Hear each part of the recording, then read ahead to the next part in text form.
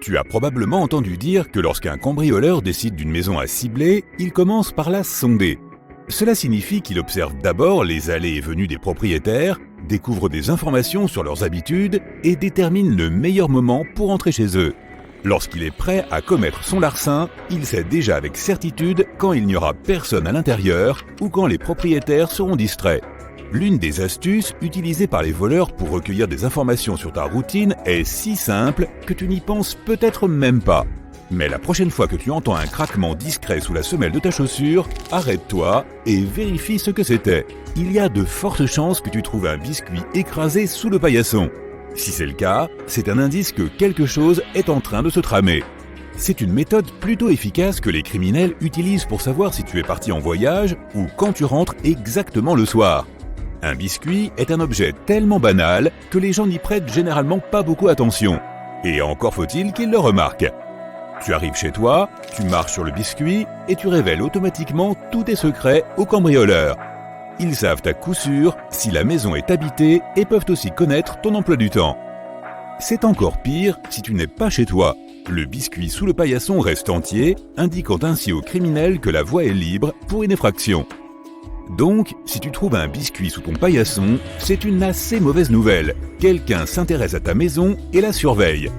Ce serait peut-être une bonne idée d'avertir la police ou de prendre des mesures de sécurité supplémentaires.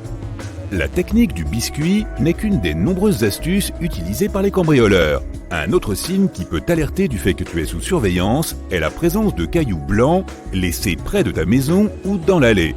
Cela signifie qu'un criminel a déjà visité ta maison et l'a marqué comme méritant d'être cambriolé. Une autre raison pour laquelle les voleurs peuvent avoir laissé des cailloux est d'indiquer que ta maison reste vide pendant la journée. Si tu te promènes dans la rue et que tu remarques une clé USB qui dépasse d'un trottoir ou d'un mur, ne sois pas surpris. Tu es très probablement tombé sur une dead drop. Malgré son nom effrayant, il s'agit en fait d'un projet artistique mondial qui a emprunté quelques astuces au monde de l'espionnage. Beaucoup de gens qui connaissent ce projet sont heureux de pouvoir enfiler leur manteau noir et leurs lunettes de soleil et d'aller échanger des informations confidentielles avec d'autres personnes. Le fait est qu'il y a plusieurs décennies, les espions avaient leur propre moyen d'échanger des matériaux secrets. Il y avait le live drop, lorsque les espions se rencontraient en personne, mais c'était souvent très dangereux. C'est pourquoi un système de dead drop a été inventé. Dans ce cas, quelques briques détachées d'un mur dans une ruelle permettaient de cacher des documents importants qui devaient être récupérés plus tard. Aujourd'hui, il y a plus de 1500 dead drops dans le monde entier et les données accumulées sur ces clés USB atteignent 10 téraoctets. Tu peux tomber sur une dead drop sur n'importe quel continent que tu visites, sauf en Antarctique peut-être parce qu'il n'y a pas tant de murs que ça là-bas. Si tu en trouves une, que faire avec elle ? Tout d'abord, il est fortement déconseillé de connecter une clé USB inconnue à ton ordinateur. Tu ne sais jamais quel virus s'y cache, en attendant de détruire le contenu de ton disque dur. Et même si le risque fait partie du jeu, ne provoque pas trop ta chance. Si tu es sûr à 100% de vouloir jouer, sécurise ton ordinateur du mieux que tu peux. Tu n'imagines pas quelles informations t'attendent sur une clé USB. Tout le monde peut télécharger des vidéos, des photos ou des fichiers texte, et cela a déjà entraîné plusieurs problèmes. Sur le même thème, as-tu déjà reçu un colis avec une clé USB à l'intérieur ? Quoi que tu décides d'en faire, ne la branche pas à ton ordinateur. De tels cas sont de plus en plus fréquents en Australie. La police prévient les gens que les pirates informatiques ont inventé une nouvelle tactique. Ils déposent des clés USB anonymes dans les boîtes aux lettres.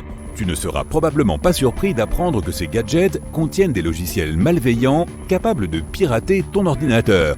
Leurs auteurs comptent manifestement sur la curiosité humaine et il faut dire que cela paie.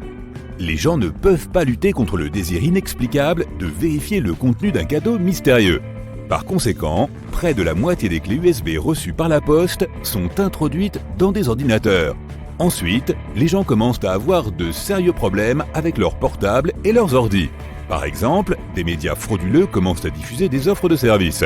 Ou bien des virus informatiques endommagent les fichiers et les programmes de l'ordinateur. Bref, ne touche pas à cette clé USB tombée du ciel, d'accord ? Tu quittes un centre commercial ou ton bureau ou l'aéroport et tu vas au parking pour récupérer ta voiture. Tu la déverrouilles et mets la clé sur le contact. Lorsque tu es sur le point de démarrer et de partir, tu vois quelque chose d'étrange sur ton pare-brise. Est-ce un billet de 100 € enroulé autour de ton essuie-glace ? Oh, tu pourrais certainement trouver un moyen de dépenser ce cadeau inattendu. Mais penses-tu vraiment que quelqu'un ait pu accidentellement mettre de l'argent sur ton pare-brise et l'oublier ? Méfie-toi, c'est évidemment une arnaque. Dès que tu sortiras de ta voiture pour regarder de plus près ce mystérieux billet de banque, son propriétaire passera à l'action. Il montera dans ta voiture et partira à toute vitesse. Peu de gens penseront à couper le contact et à prendre leurs affaires avec eux pour aller vérifier s'il s'agit bien d'un billet de 100 €. Par conséquent, en moins d'1 minute, tu perdras ta voiture, ton portefeuille et tes documents et tu te sentiras tout à coup très seul sur ce parking. Certaines personnes ont raconté avoir trouvé un vêtement, comme par exemple une chemise, posé sur leur pare-brise ou enroulé autour de leurs essuie-glaces. Si jamais cela t'arrive, ne tombe pas dans le piège et n'essaie pas de retirer l'objet. Monte simplement dans ta voiture et pars aussi vite que possible de l'endroit où tu étais garé. Ce vêtement soi-disant oublié est en fait une nouvelle arnaque utilisée par les voleurs. Cela fonctionne comme suit. Si tu vois un vêtement qui empêche tes essuie-glaces de bouger ou qui obscurcit ta vue, ta première réaction sera de l'enlever bien sûr. Mais pendant que tu essaies de l'enlever, le voleur a tout le temps de te sauter dessus ou de monter dans ta voiture. Les endroits les plus courants pour ce genre d'arnaque sont encore les parkings. Ils sont généralement mal éclairés et plutôt déserts, ce qui signifie qu'il y a peu de témoins aux alentours et beaucoup de recoins sombres pour que l'agresseur puisse se mettre à l'affût. Si un jour tu rentres chez toi et que tu remarques des graffitis ou des marques sur ta porte ou ta maison, appelle immédiatement la police. Même si cela ressemble à une farce d'adolescent ou à une simple rayure, il vaut mieux prévenir que guérir, car les cambrioleurs utilisent certaines marques pour indiquer à d'autres criminels différentes choses sur ta maison. Par exemple, quelque chose ressemblant au chiffre romain 2 signifie que les propriétaires sont riches et que l'endroit est donc une excellente cible. De même, un cercle barré indique aux autres cambrioleurs qu'il n'y a rien de précieux à prendre chez toi. Un long rectangle horizontal divisé en 4 parties signifie que l'endroit est gardé par un gros chien agressif. Un triangle, divisé en 2 parties par une ligne verticale, indique aux criminels de ne s'introduire que la nuit. Tandis qu'un triangle inversé indique qu'une maison ou un appartement est libre après le dîner. Et quelque chose qui ressemble à un A et un K combinés fait savoir aux complices que la maison est toujours pleine d'occupants. Une nouvelle astuce est utilisée par les voleurs de voitures, l'astuce de la pièce de monnaie. Ils la glissent dans l'espace entre la porte et la poignée de la porte. Lorsque le propriétaire pense qu'il a verrouillé la porte avec son bip de clé, le véhicule est en fait toujours ouvert, car la pièce empêche la serrure de l'une des portes de fonctionner. Dès que le propriétaire s'éloigne de son véhicule, le voleur n'a aucun problème pour ouvrir la porte et voler des objets de valeur. Lorsqu'il y a un rassemblement public, une grande fête ou même une journée chargée dans un centre commercial, un voleur de voiture peut faire une annonce publique pour dire qu'une voiture, choisie par eux bien sûr, bloque la sienne et qu'il ne peut pas sortir. Dès que le propriétaire arrive pour déplacer sa voiture, un autre groupe commence à agir, en supposant, et pour une bonne raison, que la personne en question a la clé de la voiture sur lui. Tu peux transformer des allumettes ordinaires en allumettes étanches. Applique une fine couche de vernis à ongles sur tes allumettes et laisse sécher. Une fois qu'elles seront prêtes, elles resteront suffisamment sèches pour allumer un feu, même si tu les fais tomber dans l'eau. Si tu te perds quelque part pendant l'hiver et que tu as soif, ne mange pas de neige. Elle contient beaucoup plus d'air que d'eau, donc tu ne te sentiras pas beaucoup plus hydraté. Ton corps gaspillera en revanche beaucoup d'énergie pour essayer de la faire fondre. Pire encore, tu risques de faire baisser ta température corporelle et tu pourrais tomber en hypothermie. Si tu te retrouves nez à nez avec un coyote ou un loup, ne lui tourne pas le dos. Recule lentement tout en faisant face à l'animal. Cela ne fonctionne toutefois que si l'animal est seul. Si tu rencontres une meute, le plus important est de s'assurer qu'elle ne t'entoure pas. Recule vers un arbre et appuie ton dos contre lui. Ensuite, choisis le bon moment et grimpe dessus aussi vite que possible. Plusieurs couches de vêtements te réchaufferont mieux qu'un seul manteau de fourrure ou une seule doudoune chaude. L'air sera emprisonné entre les couches de vêtements, ce qui t'isolera et gardera ton corps au chaud. Si tu te perds dans les bois, essaie toujours de dormir un peu au-dessus du sol. Tu peux t'allonger sur une couche de branches et de feuilles comme lit de fortune ou tendre un hamac entre 2 arbres. La nuit, la température baisse et le sol devient froid. Même si tu fais un feu, il pourrait s'éteindre pendant que tu dors et le sol absorbera ta chaleur corporelle. Tu es dans une embarcation au milieu de la mer. Pas de nourriture, pas de filet de pêche et tu as faim. Ce n'était censé être qu'une excursion de 3 heures. Mais tu sais quoi? Tu peux attraper des poissons à l'aide de tes lacets de chaussures et de n'importe quel objet. Téléphone, montre, clé. L'ombre projetée par le bateau dans la mer peut attirer les poissons et un objet réfléchissant peut servir d'appât. Attache tes clés à tes lacets de chaussures et utilise-les comme une canne à pêche. Même si un poisson ne mord pas, des activités comme celle-ci sont un bon moyen de ne pas perdre la tête en pleine mer. Une courte méditation peut te sauver d'une crise de panique. Tu dois te concentrer sur ta respiration et essayer de la ralentir. Ton cerveau va rapidement se calmer et détourner son attention de la panique. Les masques à oxygène dans les avions fonctionnent sur le même principe. Lorsque tu contrôles ta respiration, ton attention est redirigée loin de ce qui se passe. Tu peux fabriquer une torche à partir d'une bûche. Place une petite bûche verticalement, fais une profonde entaille en forme d'étoile sur le dessus. Mets-y de l'herbe sèche, des feuilles et des brindilles. Une fois que tu as terminé, mets le feu à la bûche et elle brûlera pendant 3 heures maximum. Cela devrait fonctionner quelle que soit la taille et le type de bois. Si tu rencontres un grizzly en colère, n'essaie jamais de t'enfuir car l'ours pourra facilement te rattraper. Au lieu de cela, allonge-toi et ne bouge pas. Les grizzlies n'attaquent généralement que lorsqu'ils voient une menace, donc ils te laisseront souvent tranquille si tu leur montres que tu ne leur causeras aucun problème. Mais cela ne fonctionne qu'avec les grizzlies. Si une confrontation est inévitable, recule lentement et utilise un spray anti-ours. Si tu n'en as pas, le spray au poivre fonctionne de la même façon et devrait désorienter l'ours et le faire fuir. Ou pas. Ne mange pas de baies ou de champignons dans la forêt si tu ne sais pas exactement ce qu'ils sont. Ils pourraient être toxiques. Si tu n'as pas d'autre choix, mange l'écorce intérieure des érables, des bouleaux et des pins pour remplir ton estomac. Utilise un couteau pour enlever l'écorce extérieure rugueuse et arriver à la substance blanche plus molle. Tu peux la faire bouillir pour la rendre encore plus molle ou la faire cuire sur un feu ouvert pour en faire un encas croustillant. Et si tu es vraiment affamé, tu peux manger des fourmis.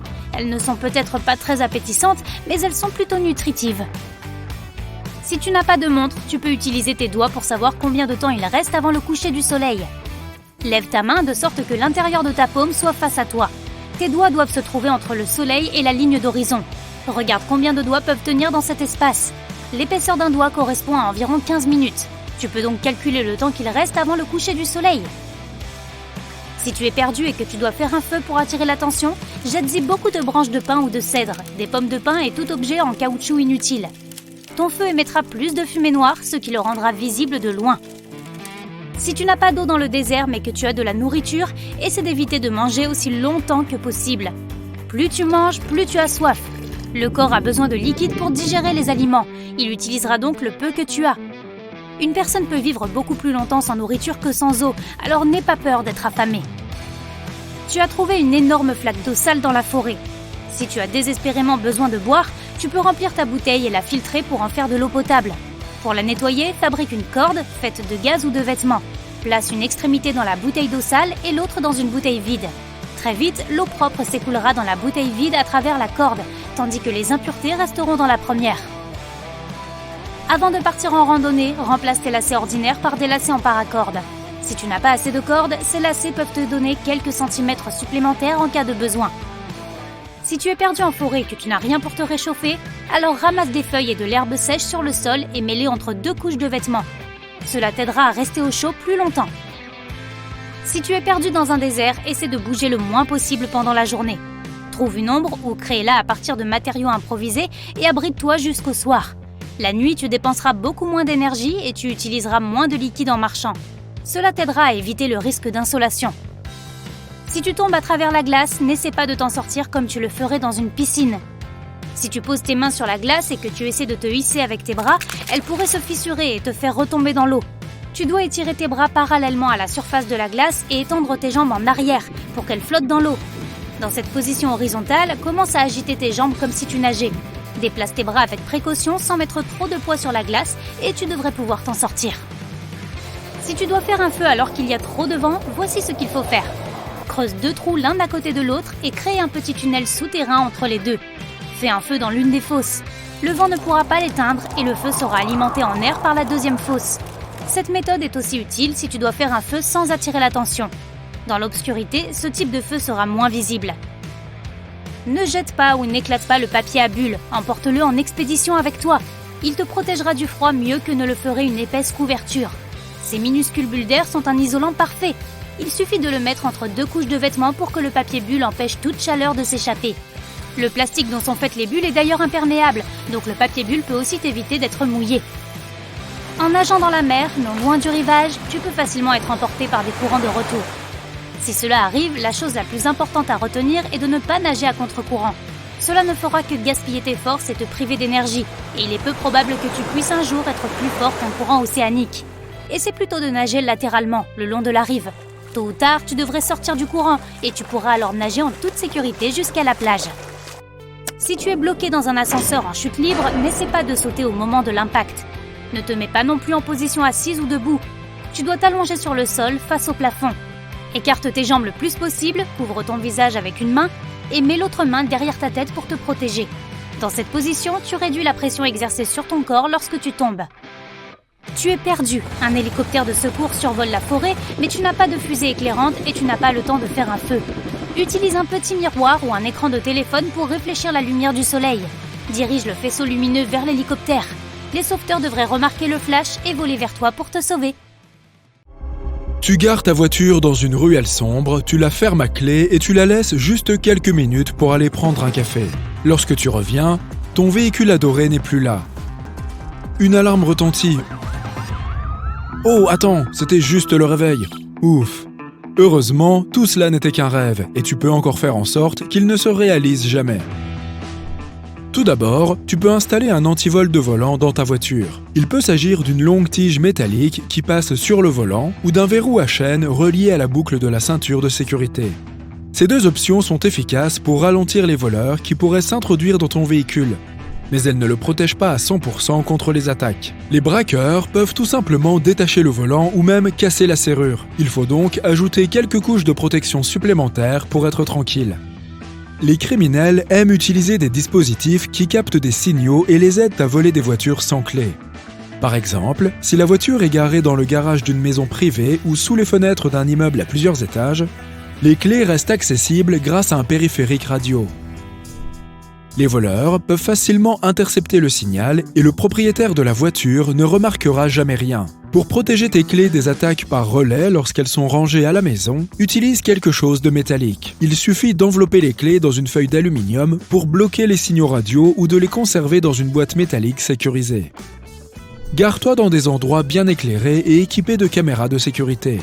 Les entrées de bâtiments et les parkings sont toujours la meilleure option. Un garage isolé, en revanche, n'est pas toujours une bonne idée, car il peut être risqué d'un point de vue sécurité pour toi. Si toutefois tu te gares dans l'un de ces endroits, reste près du poste du gardien ou un endroit où les caméras de sécurité peuvent te voir. Il faut toujours garder les roues tournées vers le bord du trottoir, où que ce soit. Cela rendra la tâche beaucoup plus difficile aux voleurs qui tenteraient de remorquer la voiture avec une dépanneuse. Pour voler ta voiture, un criminel devra alors effectuer plusieurs manœuvres supplémentaires. Cela demande du temps et des efforts, et cela devrait donc démotiver les malfaiteurs. Dans de nombreux cas, ce n'est pas ta voiture que les criminels cherchent à voler. Il s'agit plutôt du nouvel ordinateur portable rutilant que tu as abandonné sur le siège avant ou de ton sac à main de marque qui semble rempli d'objets de valeur. Il est difficile de résister à ce genre de tentation et cela conduit souvent à un cambriolage. Alors, prends donc un moment supplémentaire pour cacher tes affaires dans le coffre et ton véhicule sera moins attirant pour les criminels. Ne laisse jamais ta voiture ouverte sans surveillance, même si c'est pour acheter quelque chose 2 secondes. Si tu dois descendre, commence toujours par arrêter le moteur, fermer les fenêtres et verrouiller les portes. Toujours. Conserver la carte grise dans la voiture est un excellent moyen de faciliter le travail des voleurs. Ils pourront la présenter aux agents de police s'ils se font arrêter. Les données de ton assurance et le numéro d'identification du véhicule peuvent ensuite les aider à obtenir de nouvelles clés pour déverrouiller la voiture sans problème. Si tu n'es pas la seule personne à utiliser ta voiture, cherche un endroit secret pour cacher les papiers et n'en parle qu'aux personnes en qui tu as entièrement confiance. Tu peux aussi prendre une photo de la carte grise et des informations sur l'assurance et les stocker sur ton smartphone. Une autre option consiste à faire des copies de ces documents importants et à les garder avec toi. Tu peux aussi graver sur ton pare-brise, tes fenêtres et tes rétroviseurs le numéro d'identification du véhicule, VIN. Ce service ne coûte pas cher, mais il démotivera les voyous. En effet, ils devront dépenser de l'argent pour changer le verre marqué et réfléchiront à 2 fois avant de se lancer à l'attaque de ton véhicule. On peut aussi jouer les espions et laisser des marques sur différentes parties de la voiture avec un stylo invisible ou la recouvrir de micro-points avec ses coordonnées d'identification. Cela n'arrêtera pas les voleurs, mais il sera beaucoup plus facile de retrouver la voiture si elle est volée. Si tu sais que tu vas devoir laisser ta voiture dans un nouvel endroit et que tu penses que ce n'est pas un lieu sûr, cache-y un vieux téléphone ou une tablette allumée. Assure-toi ensuite de pouvoir le localiser. Ainsi, les fonctions « Trouver mon téléphone » te permettront de localiser le portable et la voiture en quelques secondes. Tu peux soit obtenir un plan de données économiques pour un suivi en temps réel, soit te fier au GPS, il devrait fonctionner même sans carte SIM. Protège tes rétroviseurs latéraux des voleurs avec des housses spéciales. Il existe des modèles dotés de serrures fabriquées dans des matériaux anti-découpe. La housse protégera également les rétroviseurs latéraux des rayures et des éraflures et prolongera leur durée de vie. De plus, on peut faire preuve de créativité et choisir des housses avec le logo de son équipe préférée ou un autre élément important pour soi. Plutôt sympa de personnaliser son véhicule avec un petit budget, n'est-ce pas ?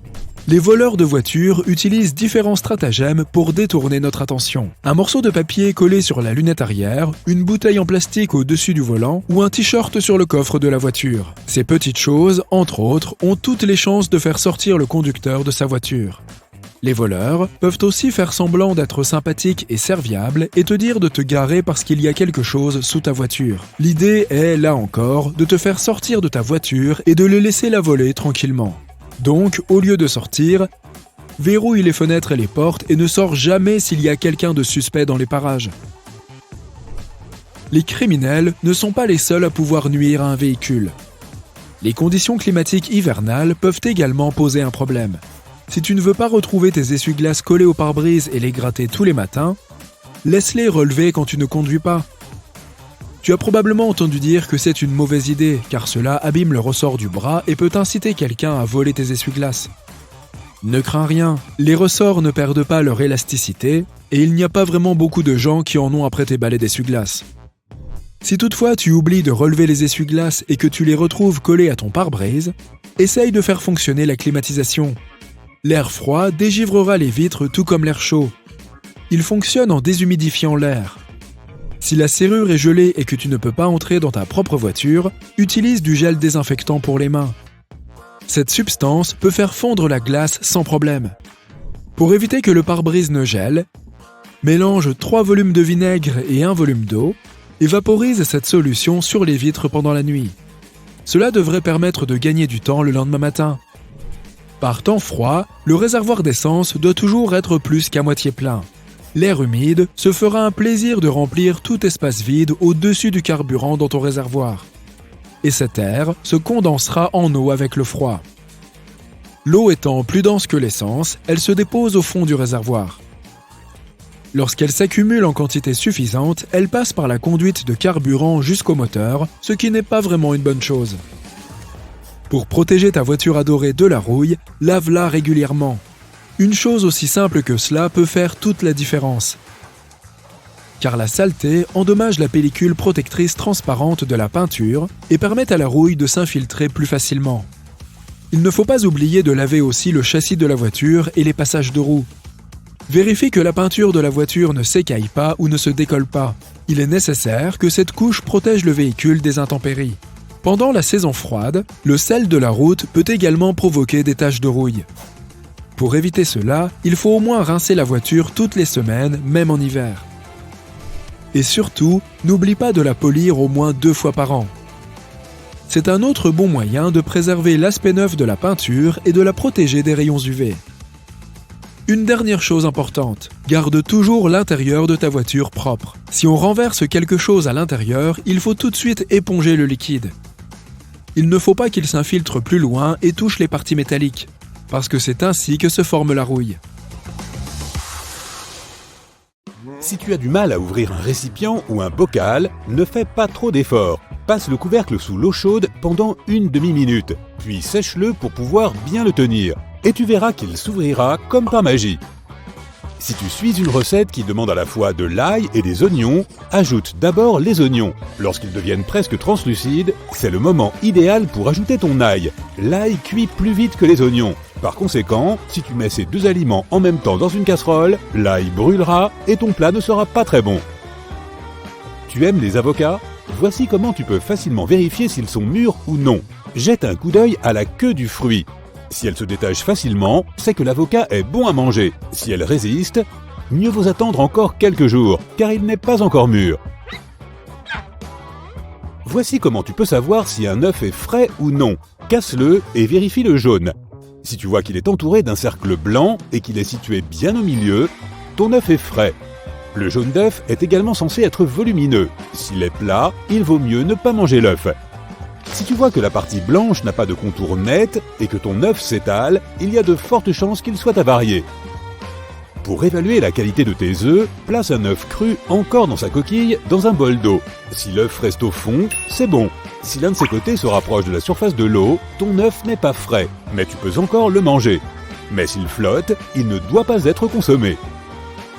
On ne se brosse pas les dents le matin et le soir de la même manière. Il est important de se brosser les dents le matin, mais surtout pour avoir une haleine fraîche. Le soir, tu dois te brosser les dents plus soigneusement, tu empêcheras la prolifération des bactéries et protégeras tes gencives et tes dents. En parlant de mauvaise haleine, voici une bonne astuce pour t'en débarrasser en un clin d'œil. Les tranches de concombre. Si tu n'as pas de pastilles à portée de main, il te suffit de manger une tranche de concombre pour résoudre ce problème. Lorsque tu achètes du beurre de cacahuète naturel, conserve-le à l'envers. De cette façon, il restera bien homogène. De plus, son huile remontera vers le haut, ce qui rendra ton beurre de cacahuète plus facile à mélanger. Lorsque tu poses quelque chose à un petit moment, dis-le à voix haute. Par exemple, j'ai posé mon téléphone par terre à côté de mon lit.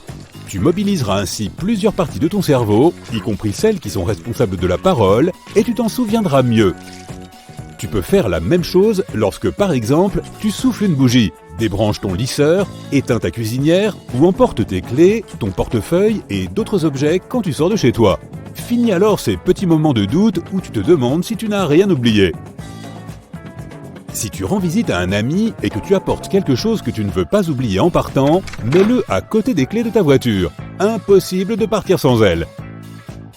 Si tu as du mal à prendre une décision, joue à pile ou face. Il ne s'agit pas vraiment de laisser la pièce décider à ta place. Mais pendant que tu attends de voir le résultat, ton esprit se mettra automatiquement à penser au résultat que tu souhaites vraiment, mais qui reste inconscient ou inexprimé. Tu es au supermarché et tu veux savoir si telle ou telle citrouille est bonne ou mauvaise. Tape dessus. Est-ce que tu as l'impression qu'elle est vide à l'intérieur? C'est un bon signe. Quant à l'extérieur, il doit être dur. Nous jetons parfois des aliments qui sont encore bons, comme le yaourt qui s'est stratifié. Tu sais, cette couche de liquide sur le dessus, c'est du petit lait et il contient des nutriments. Mélange ton yaourt pour le rendre homogène, tu peux encore le manger. Lorsque tu achètes du poulet, vérifie qu'il n'y a pas de liquide autour. Par exemple, si tu sors du poulet de ton congélateur et que tu vois beaucoup de glace tout autour, il vaut mieux ne pas le manger. Tu emménages dans un nouvel appartement ou une nouvelle maison? Commence par aménager ta chambre à coucher. Achète un lit avant toute chose. Lorsque tu seras épuisé par le déménagement et le nettoyage, tu auras envie d'un endroit confortable pour te reposer. Voici une astuce qui t'aidera à déterminer si ton huile de coco est frelatée. Laisse-la au réfrigérateur pendant une demi-heure. L'huile de coco devient solide à basse température. Les huiles frelatées se désagrègent et prennent l'aspect de couches séparées. Pour savoir si un oignon est moisi, il te suffit de regarder ce qui se trouve sous la première couche de pelure. Tu vois des taches et la pelure est comme décolorée, c'est de la moisissure. Choisis-en un autre et épluche-le bien si tu n'en as qu'un. Il est possible de déterminer à l'œil nu si un citron est mûr ou non. Si sa peau est lisse et d'un jaune soutenu, il est mûr. Un teint verdâtre ainsi qu'une couleur jaune pâle indiquent qu'il n'est pas encore prêt à être consommé. Si tu veux profiter pleinement de ton café, il vaut mieux acheter des grains et les moudre toi-même. Ou demander au vendeur de le faire dans le magasin où tu achètes ton café. C'est la meilleure façon de s'assurer que le produit ne contient aucun des ajouts qui peuvent être présents dans un café moulu ordinaire. Si tu cherches un moyen simple de séparer les jaunes des blancs d'œufs, essaie ceci. Prends une bouteille en plastique propre et vide. Casse un œuf dans un bol, serre la bouteille au-dessus du jaune d'œuf et relâche lentement. Tu créeras ainsi un vide qui fera glisser le jaune d'œuf dans la bouteille. Et voilà, le jaune et le blanc sont séparés. Et c'est facile. Imaginons que tu aies perdu une boucle d'oreille ou un autre petit objet dans la maison. Ton aspirateur peut t'aider, mais n'oublie pas d'utiliser un bas. Ainsi, l'objet ne se mêlera pas à la poussière et à la saleté qui se trouve dans le sac. Tu veux emporter ta lotion préférée en voyage, mais elle prend trop de place? Tu peux utiliser un boîtier pour lentilles de contact. Ce n'est pas très encombrant et c'est une solution parfaite pour les voyages de courte durée. Un lisseur à cheveux est un outil étonnamment efficace pour repasser les cols, surtout si tu n'es pas fan du repassage classique. Pour savoir si une pile marche encore, laisse-la tomber d'une quinzaine de centimètres au-dessus d'une table. Si elle rebondit une fois et retombe, c'est qu'elle est en bon état. Si elle rebondit davantage, c'est qu'elle est usée ou sur le point de l'être. Si ton rasoir n'a pas de capuchon, tu peux utiliser une pince à dessin pour couvrir sa lame et pour protéger le reste de tes affaires si tu l'emballes avec des objets ou des matériaux fragiles. Tu peux facilement différencier tes clés avec du vernis à ongles, surtout si elles se ressemblent toutes. Tu n'auras plus à toutes les essayer avant de trouver la bonne. Lorsque tu réchauffes quelque chose au micro-ondes, fais un rond au milieu de ton plat. De cette façon, tes aliments se réchaufferont plus uniformément. Une paille est un outil sympa pour équeuter les fraises, tu ne trouves pas? Un moule à muffins est très utile si tu veux servir différents condiments pour ton barbecue. En outre, il te permettra de gagner du temps au moment de faire la vaisselle. Voici comment protéger ta carte bancaire des escrocs potentiels. Prends un marqueur et masque les 4 derniers chiffres. Tu peux aussi utiliser un autocollant facile à enlever et le placer sur le code de sécurité. As-tu déjà eu un invité qui, malheureusement, ne se servait pas de son dessous de verre? Prends un sèche-cheveux et tiens-le à quelques centimètres de la tache. Branche-le à chaleur moyenne pendant quelques minutes pour faire évaporer la trace. Si une trace décolorée subsiste, mélange la même quantité de vinaigre et d'huile d'olive dans un bol. Applique-le sur la zone marquée et frotte jusqu'à ce que la tache disparaisse, puis essuie. Ne perds pas de temps à récurer à fond les taches de brûlure sur le fond d'une casserole. Au lieu de cela, remplis-la d'eau et ajoute 3 cuillères à soupe de sel. Laisse reposer toute la nuit pour que le sel dissolve les résidus de cuisine et le matin, vide l'eau de la casserole. De cette façon, il sera beaucoup plus facile d'enlever toute cette graisse. Imagine la scène. Tu es en vacances et ta chemise est toute froissée dans ta valise. Tu en as besoin ce soir, mais l'hôtel n'a pas de fer à repasser.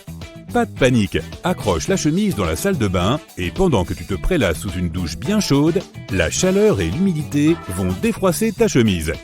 Ok, ce ne sera pas parfait, mais ça ira beaucoup mieux, et le tout sans aucun effort. Le match de foot va commencer d'un instant à l'autre et il s'avère que tu n'as plus de pile adaptée pour ta télécommande. Tu peux utiliser une pile plus petite à la place, qui rentrera facilement à l'intérieur. Maintenant, prends du papier d'aluminium et froisse-le. Place la boule d'alu dans l'espace situé sur l'extrémité négative ou plate de la pile. Voilà, tu peux allumer la télé désormais. Lorsque tes tongs s'abîment et que le morceau de plastique s'échappe tout le temps de son trou, c'est certainement le signe que tu as besoin d'une nouvelle paire. Mais il existe un moyen de prolonger leur durée de vie. Remets le morceau dans son trou, puis attache derrière ces espèces de pinces que l'on trouve sur les paquets de pain de mie. La pince fournira un support suffisant pour que la sandale reste bien en place. Tu as reçu un colis et la facture est scotchée dessus. Tu as réussi à la détacher de la boîte, mais ensuite, comment décoller le scotch sans déchirer le papier? Saisis les 2 extrémités du ruban adhésif. Si tu tires lentement, le ruban va s'étirer et se séparer du papier sans le déchirer. Les sachets fraîcheurs sont parfaits pour garder les choses bien au sec, mais ce serait génial s'ils étaient plus grands, non? Prends-en 2 et retourne l'un d'eux. Ils peuvent maintenant se fixer l'un à l'autre et former un grand sac, assez grand pour protéger un clavier par exemple. Inutile de transporter tes clés dans ta main lors de ton prochain jogging. Mets-les plutôt dans ta poche, prends un élastique et noue-le autour de la poche par l'intérieur, ainsi tes clés ne tomberont pas. Tu as cassé ta clé dans la porte, elle est coincée dedans. Super! Faire appel à un serrurier risque de coûter plus d'une centaine d'euros. Pour une solution moins chère et plus rapide, essaie d'utiliser un bâton de colle chaude. Chauffe l'extrémité à l'aide d'un briquet et une fois qu'elle est suffisamment chaude pour fondre, introduis la colle dans le trou de serrure. La colle fondue entrera dans l'espace disponible, recouvrant une partie de la clé. Une fois refroidie, elle se combinera et se fixera solidement à l'extrémité de la clé qu'il ne te restera plus qu'à extraire. Si tu dois siphonner du liquide à travers un tuyau et que tu veux éviter de le mettre dans ta bouche, plonge une extrémité dans le liquide et tiens l'autre bout vers le haut avec ton pouce qui ferme le haut. Maintenant, remue de haut en bas.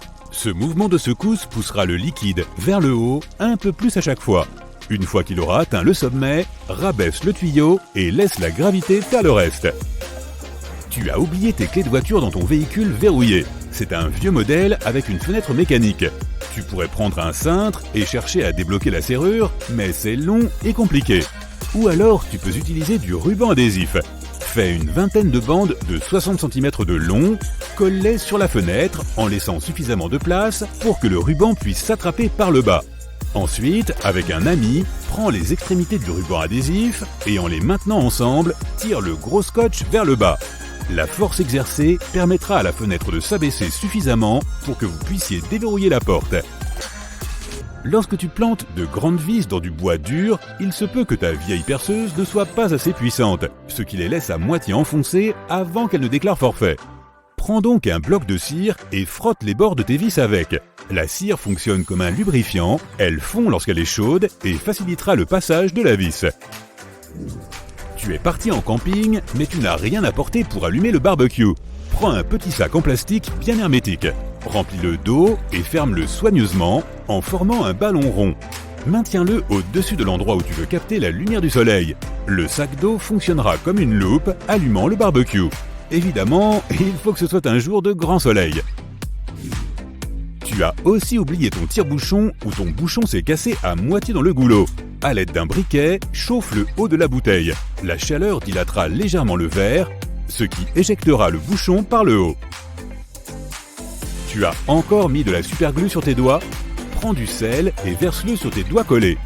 Mets tes doigts sous l'eau et frotte délicatement. Le mélange va dissoudre la colle et te libérer en un rien de temps. En accrochant un tableau, il peut être impossible de trouver la bonne distance entre le mur et le tableau. Place une fourchette à l'envers et insère-la de manière à pouvoir glisser le clou entre les dents centrales de la fourchette. La fourchette possède un long manche séparé du mur, ce qui permet de glisser plus facilement la ficelle du tableau sur le clou. Une fois que le tableau est parfaitement équilibré, il suffit de retirer la fourchette. Tu dois mettre un gâteau dans une boîte, mais si tu veux le ressortir plus tard de là, tu risques de l'abîmer. Place le couvercle à l'envers et pose le gâteau directement sur le couvercle. Celui-ci sert maintenant de base au récipient, ce qui simplifiera grandement l'accès au gâteau, morceau après morceau. Tu peux vider plus rapidement l'eau des grands récipients et des bouteilles en formant un tourbillon.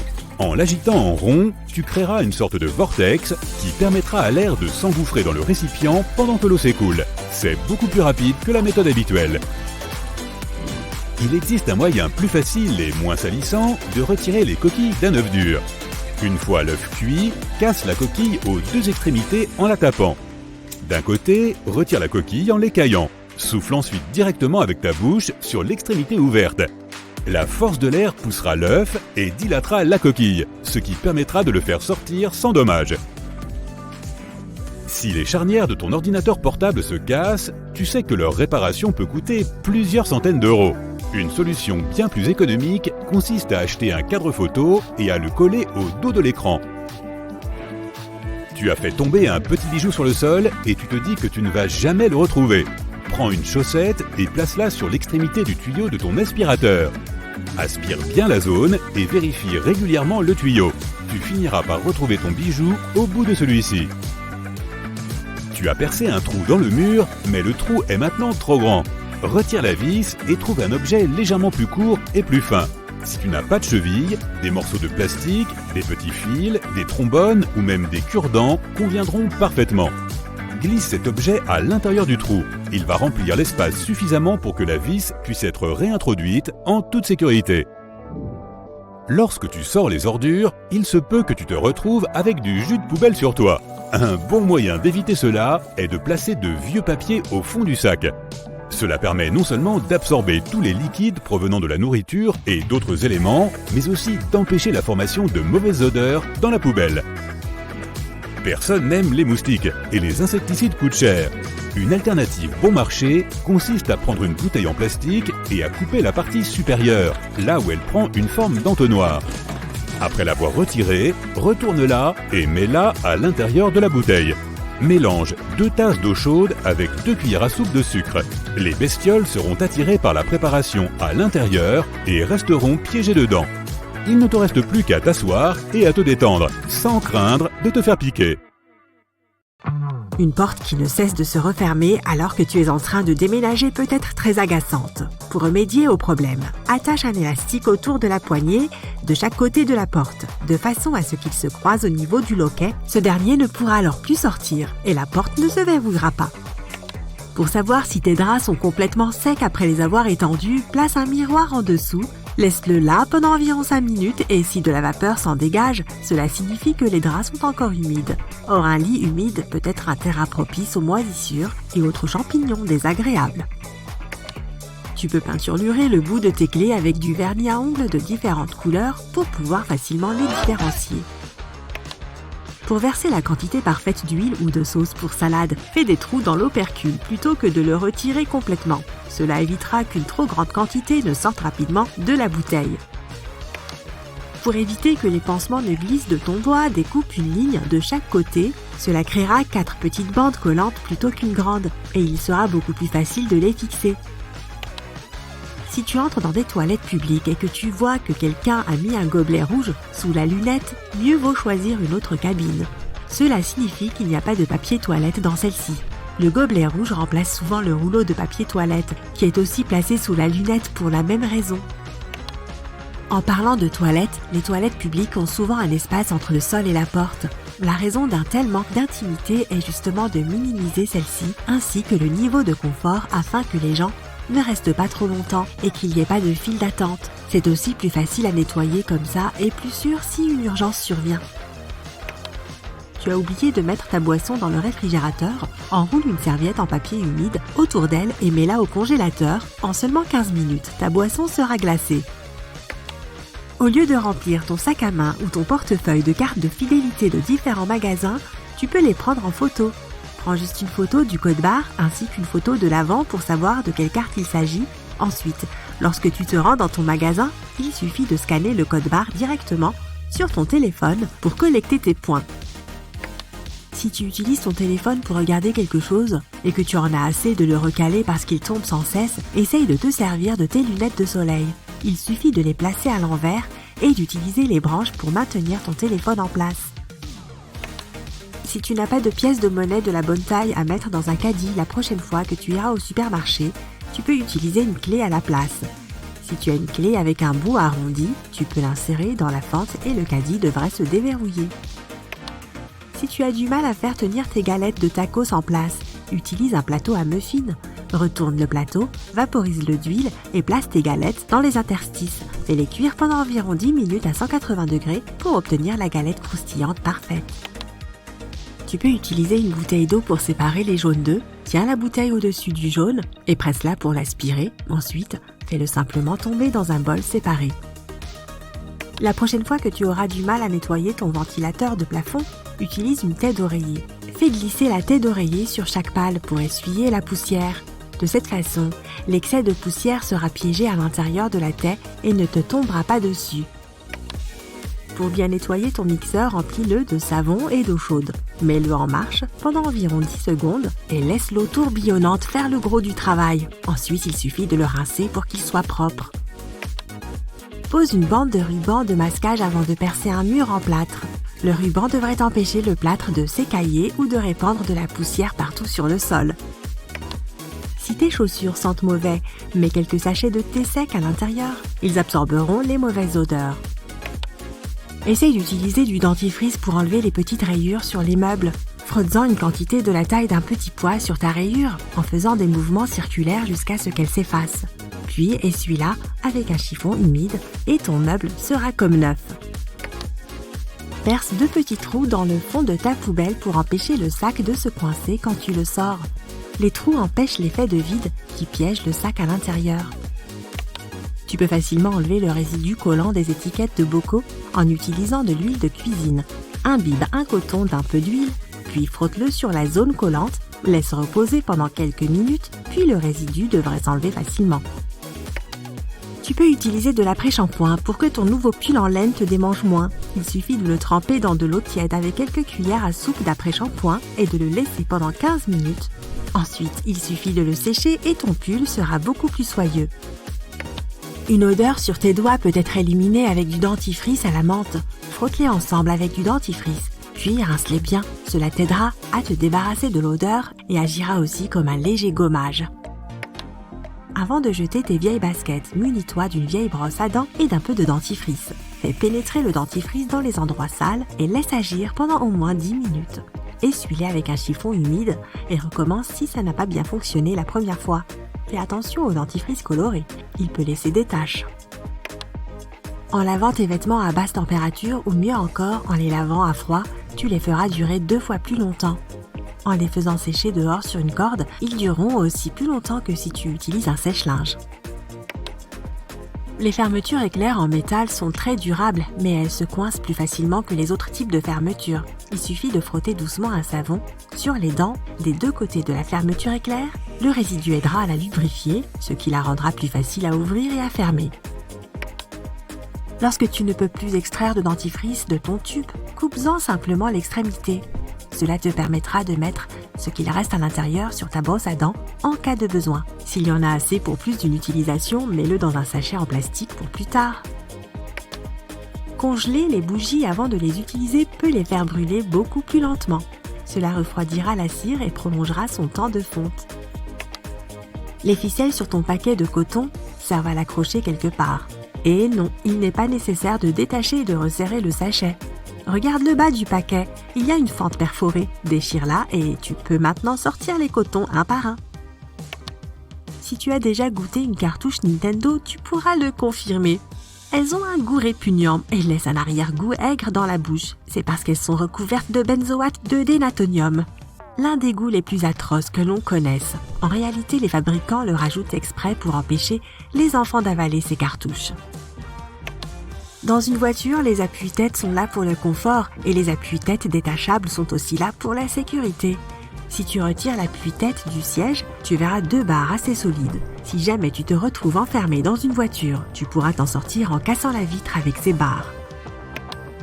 Les bords rugueux des pièces ne sont pas seulement une question de design. Autrefois, les pièces étaient faites de métaux précieux pour montrer leur valeur réelle. Mais les gens en rognaient les bords, dépensaient les pièces rognées avec la même valeur et faisaient fondre les bords pour fabriquer de nouvelles pièces. Pour éviter cela, ce motif a été ajouté afin que l'on puisse savoir si quelqu'un avait rogné la pièce. La grille noire sur la porte du micro-ondes n'est pas juste décorative, on appelle cela une cage de Faraday, et elle empêche les rayons de s'échapper du micro-ondes. Elle accélère aussi le chauffage, ce qui te permet de profiter plus rapidement des restes de la veille. La triple poignée d'un bidon d'essence est là pour permettre à 2 personnes de le porter plus facilement et de répartir le carburant de manière uniforme. Les bidons ont souvent un 2e trou, qui doit en fait être débouché aussi avant de verser le liquide. Le passage d'air l'empêchera de se déverser n'importe comment et évitera donc tout gaspillage de carburant. À samedi, tu raccroches et tu réalises qu'il te reste 2 jours avant la principale réunion de famille de l'année. Ta liste de courses est prête et tu te diriges vers le plus grand supermarché de la ville. Tu suis la liste à la lettre, en attrapant tout ce dont tu as besoin aussi vite que possible. Le chariot est plein de fruits, de légumes, de produits laitiers, de viande, de poissons, de pain. Ouf, c'est fait. 1 heure plus tard, tu rentres chez toi et tu remets fièrement les sacs de courses à ta grand-mère. Elle sort les articles un par un et fronce de plus en plus les sourcils devant chacun d'entre eux. Il s'avère que le poisson et la viande que tu as choisis ne sont pas du tout frais, et que les bananes et les légumes ne tiendront pas jusqu'à samedi. Mais ta grand-mère dit qu'elle va rattraper le coup. Tu prends un bon goûter pour ne pas aller refaire les courses le ventre vide. Ainsi, tu n'achèteras pas des choses dont tu n'as pas besoin. Ensuite, vous montez ensemble dans la voiture pour tout recommencer. Faire ses courses intelligemment signifie parcourir le périmètre du magasin où tu peux trouver tous les produits frais et sains. Fruits, légumes, produits laitiers, viande et poissons. Généralement, les allées centrales sont réservées à la malbouffe. Tu décides donc de les sauter complètement. Ton premier arrêt est la section des fruits et légumes. Ta grand-mère dit que c'est ici que tu dois passer le plus de temps. Et c'est une bonne chose que vous soyez arrivé avant le déjeuner. La plupart des magasins ont des produits frais lorsqu'ils viennent d'ouvrir ou plus tard dans l'après-midi, juste avant de fermer. Tu tends la main vers des tomates emballées, mais ta grand-mère t'arrête. Les fruits et légumes pré-emballés sont généralement plus chers. De plus, ils ne te permettent pas de vérifier leur fraîcheur. Une bonne tomate mûre peut peser 2 fois plus qu'une tomate pas mûre. Elle doit avoir une peau lisse et ferme et sentir la tomate. Non, ne mets pas cette pauvre tomate abîmée dans ton chariot. Les fissures sur les fruits et légumes sont un parfait terrain de reproduction pour les bactéries. Essaye de trouver des concombres fermes qui n'ont pas de taches ou de parties molles. Les meilleurs sont vert foncé. Si tu vois des taches jaunes, cela signifie que le concombre est trop mûr et aura probablement un goût bizarre. Il en va de même pour les poivrons. Ils doivent être de couleur vive et sans taches. Maintenant, retourne-le et compte les bosses. 4 bosses signifient moins de graines et un meilleur goût. 2 ou 3 bosses indiquent un goût amer. La tige du poivron frais est toujours verte, ferme et croquante. Sors tout de suite ces pommes de terre germées de ton chariot. Choisis celles qui sont fermes et lisses, sans rides sur la peau, ni taches foncées molles, ni coupures. Choisis uniquement de la salade bien verte, sans trous ni bords noircis. Plus la couleur est vive, mieux c'est. Passons aux fruits. Ta grand-mère t'explique qu'une pastèque mûre aura toujours une tige brune et sèche. Celle-ci, d'un jaune foncé, doit avoir reposé sur le sol assez longtemps pour devenir sucrée. C'est la même chose pour les melons. Ceux qui ont une écorce jaunâtre sont plus sucrés car ils ont reçu suffisamment de soleil au moment où ils ont été cueillis. Vérifie les tiges du régime de bananes avant de les choisir. Les tiges doivent aller du vert au jaune clair et ne pas noircir. Ne prends que des bananes individuelles si tu veux les manger tout de suite. A l'inverse, elles tiennent plus longtemps en grappe. Ne juge jamais une mangue par sa couleur. Au lieu de cela, presse-la doucement. Une mangue mûre s'enfoncera légèrement et elle aura un arôme fruité à l'extrémité de la tige. Les fruits plus petits sont normalement plus sucrés. Mais cette règle ne fonctionne pas pour les fraises. Elles peuvent être de différentes sortes et de différentes tailles, et les plus grosses peuvent aussi être délicieuses. Leur mûrissement s'arrête dès qu'elles sont ramassées, alors choisis les rouges vifs avec des queues vertes et fraîches. Elles auront plutôt l'air sèches et flétries si les fraises ont été cueillies il y a longtemps. Ce citron ne te donnera pas beaucoup de jus. Il est pâle, ce qui signifie qu'il est plus vieux. Celui-là, ferme et sans tache, avec une peau fine et lisse, sera bien meilleur. Il semble aussi plus lourd, ce qui est bon signe. Là, tu fais tes courses pour une grande occasion. Il ne vaut mieux pas acheter trop de produits à la fois. S'ils sont frais et bio, ils ne tiendront naturellement pas très longtemps. Et opte toujours pour les fruits et légumes de saison. Ils seront moins chers et de meilleure qualité. Prochain arrêt, le miel. Celui-ci te semble bizarre car il y a ces cristaux au fond du pot. Mais ta grand-mère t'explique que c'est un signe de fraîcheur. Il est normal que le miel se cristallise lorsque la température baisse. C'est aussi un bon signe qu'il ait l'air opaque. Cela signifie qu'il est plus naturel et sain et qu'il n'est pas pasteurisé. Tu vérifies ta liste et tu réalises que tu as encore besoin de pain. Tu sais déjà que la meilleure option est le pain complet. Tu en prends un et étudies l'étiquette. Pain aux céréales complètes ne fera pas l'affaire. Il vaut mieux opter pour pain au blé complet. Moins il y a d'ingrédients, mieux c'est. Si tu ne sais pas prononcer le nom de l'additif, mieux vaut ne pas l'avoir dans ton pain. Il ne doit pas non plus contenir d'arômes artificiels, de colorants ni de conservateurs. Tu appuies légèrement sur le pain que tu viens de choisir. Bingo! Il reprend sa forme initiale, ce qui signifie qu'il est de bonne qualité. Si tu vois ta marque de doigt dessus, il a pu être congelé ou bien le processus de cuisson s'est mal passé. Tu te diriges maintenant vers le rayon des conserves. Mais ta grand-mère te barre la route. Elle est persuadée que les conserves sont mauvaises pour ta santé car elles contiennent une énorme quantité de sel. Tu la convaincs d'étudier au moins les étiquettes des boîtes. Tu dois toujours choisir des conserves qui ne contiennent pas trop de sel ni de sucre. Celles qui sont conservées dans l'eau ou dans leur propre jus sont les plus saines, car elles contiennent moins d'ingrédients artificiels. Tu trouves du thon à l'huile d'olive. L'emballage est parfaitement scellé, donc tu peux y aller. Tu ne dois jamais prendre une boîte de conserve rouillée, elle peut être dangereuse. On dirait que tu as tout ce dont tu as besoin, sauf la viande et les produits laitiers. Il faut toujours les prendre en dernier. En dehors du réfrigérateur, ils peuvent vite se gâter si tes courses durent trop longtemps. Tu fais un peu de place dans ton chariot pour protéger tes fruits du jus de viande crue, juste au cas où. La viande rouge doit être de couleur foncée. Le violet, le rouge et le brun sont bons. La viande de porc doit être de couleur rose clair, tirant sur le rouge. Elle doit sentir bon et l'odeur ne doit surtout pas piquer. Si tu peux voir de nombreuses fibres, il doit s'agir d'une viande dure au goût prononcé. Le filet de bœuf n'aura pas de grain car il est très tendre. Des mouchetures blanches et des stries de graisse dans le muscle sont un autre signe qu'il est juteux et tendre. Si tu ne prévois pas de cuisiner la viande tout de suite, choisis celle dont la date limite de consommation est la plus éloignée. Tu peux toujours la manger sans risque un peu après cette date, mais elle aura un meilleur goût avant. Les emballages avec des marques de saleté à l'intérieur sont à proscrire. Quelqu'un a pu les manipuler avec les mains sales. Si le poulet que tu es sur le point d'acheter a de la peau, elle doit être plus pâle que la chair. Pas jaune ni marron clair. Les bords ne doivent pas avoir l'air sec. Les découpes doivent être lisses et de taille uniforme. S'il n'est pas bien dépecé, il pourrait y avoir de petites articulations et des os dans ton déjeuner. Ton poulet qui est resté plus de 2 jours dans son emballage ferait mieux de rester à l'étalage et non dans ton chariot. Ta grand-mère prend un poisson et le fixe dans les yeux. Elle explique qu'un bon poisson aura des yeux saillants avec des pupilles noires et brillantes. La peau du poisson doit être soyeuse aussi, pas collante ni terne. Presse le filet. Si ta marque de doigt reste dessus, il n'est pas bon. Dernier arrêt, les produits laitiers. Tu tends ta main vers le fond de l'étagère pour trouver ceux dont la date d'expiration est la plus éloignée. La même règle s'applique aux aliments surgelés, aux aliments emballés et aux œufs. Les manutentionnaires placent généralement les plus récents derrière les plus anciens. Ta grand-mère recommande de choisir du lait pasteurisé. Aucun produit cru n'atterrira dans ton chariot aujourd'hui. Lorsque le lait passe par la pasteurisation, il est chauffé pour éliminer les bactéries pathogènes. Cela n'enlève pas la valeur nutritionnelle du produit, donc pas d'inquiétude à ce sujet. Lorsque tu choisis tes yaourts, fais attention à l'étiquette.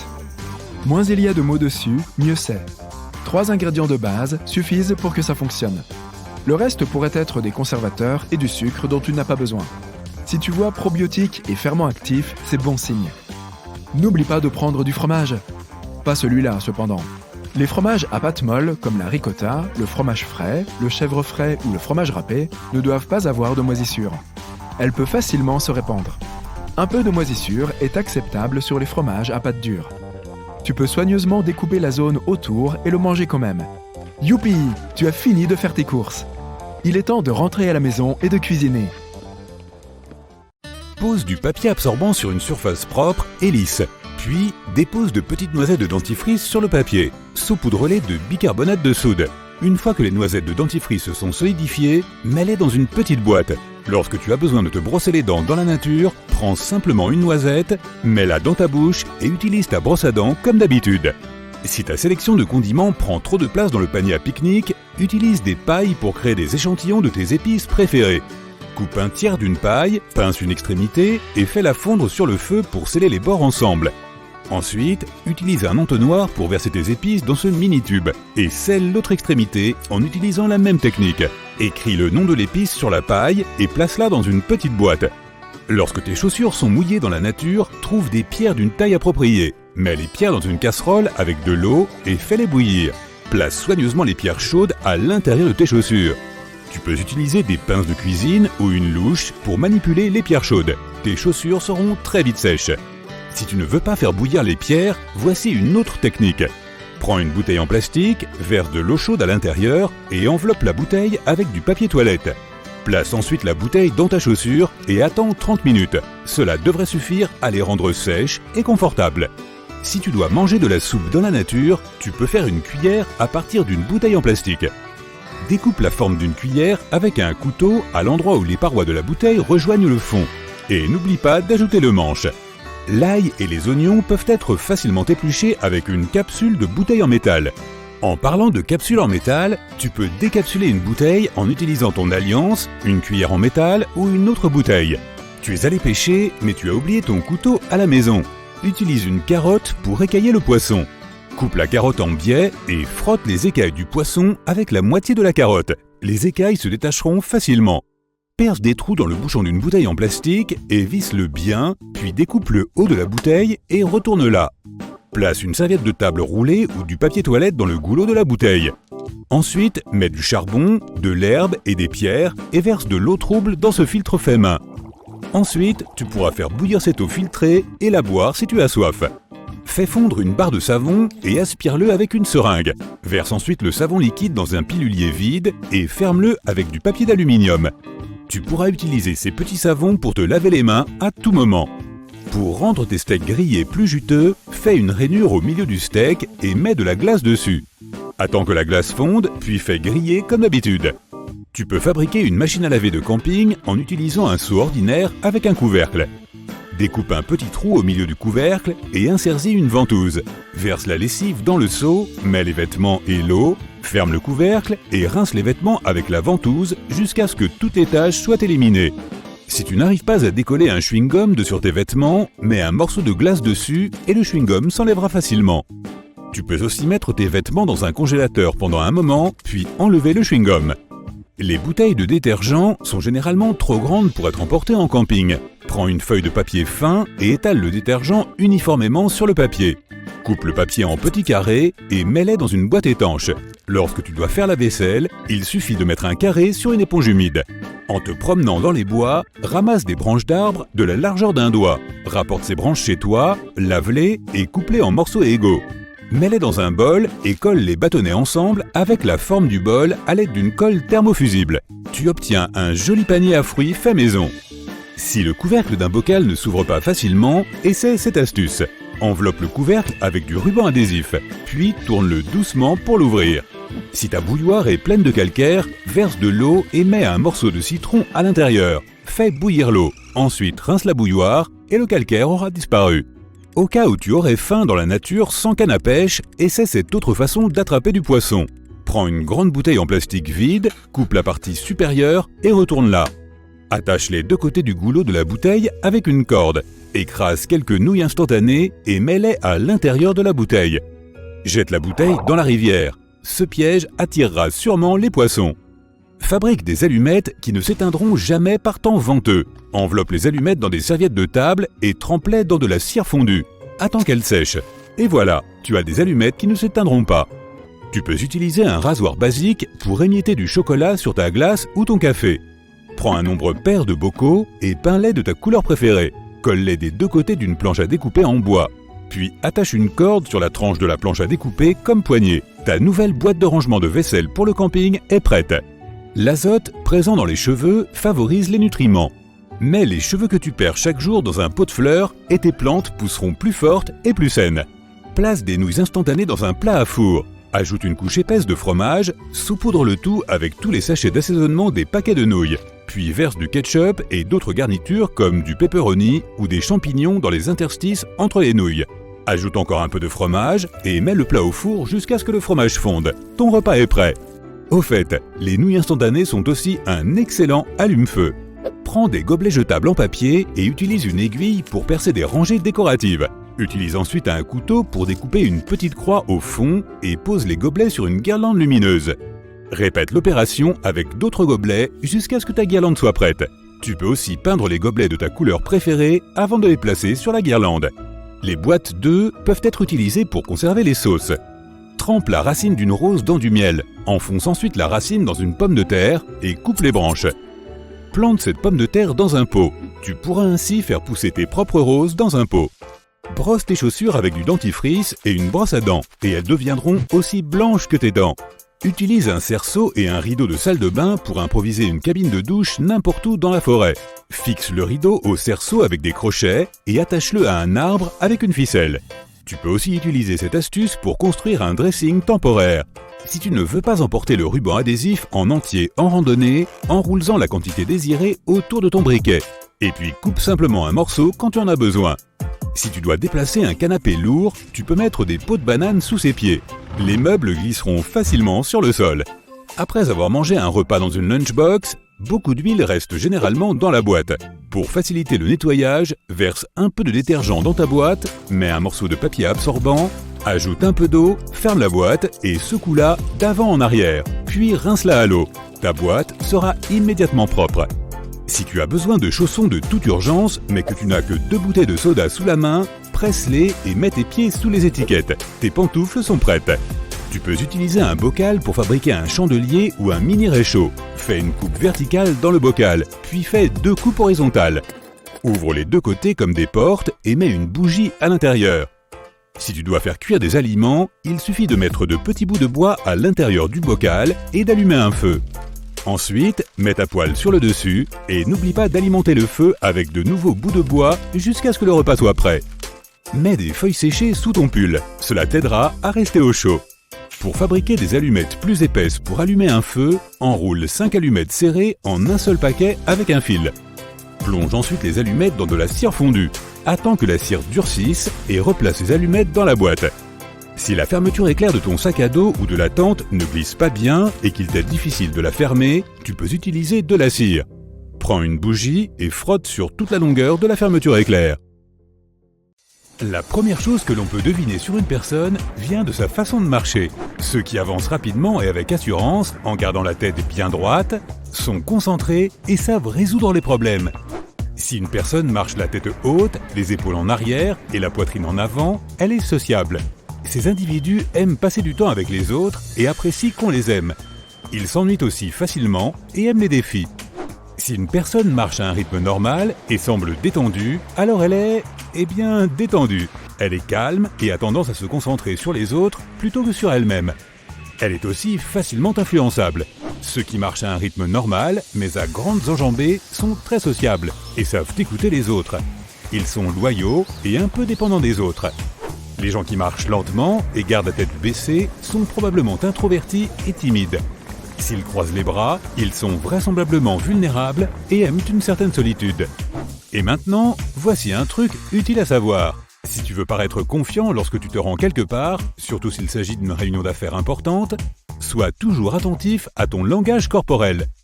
Pour ne jamais oublier de faire attention, tu peux utiliser la technique du seuil de porte. Pour ce faire, choisis un support, par exemple une porte, comme point d'ancrage.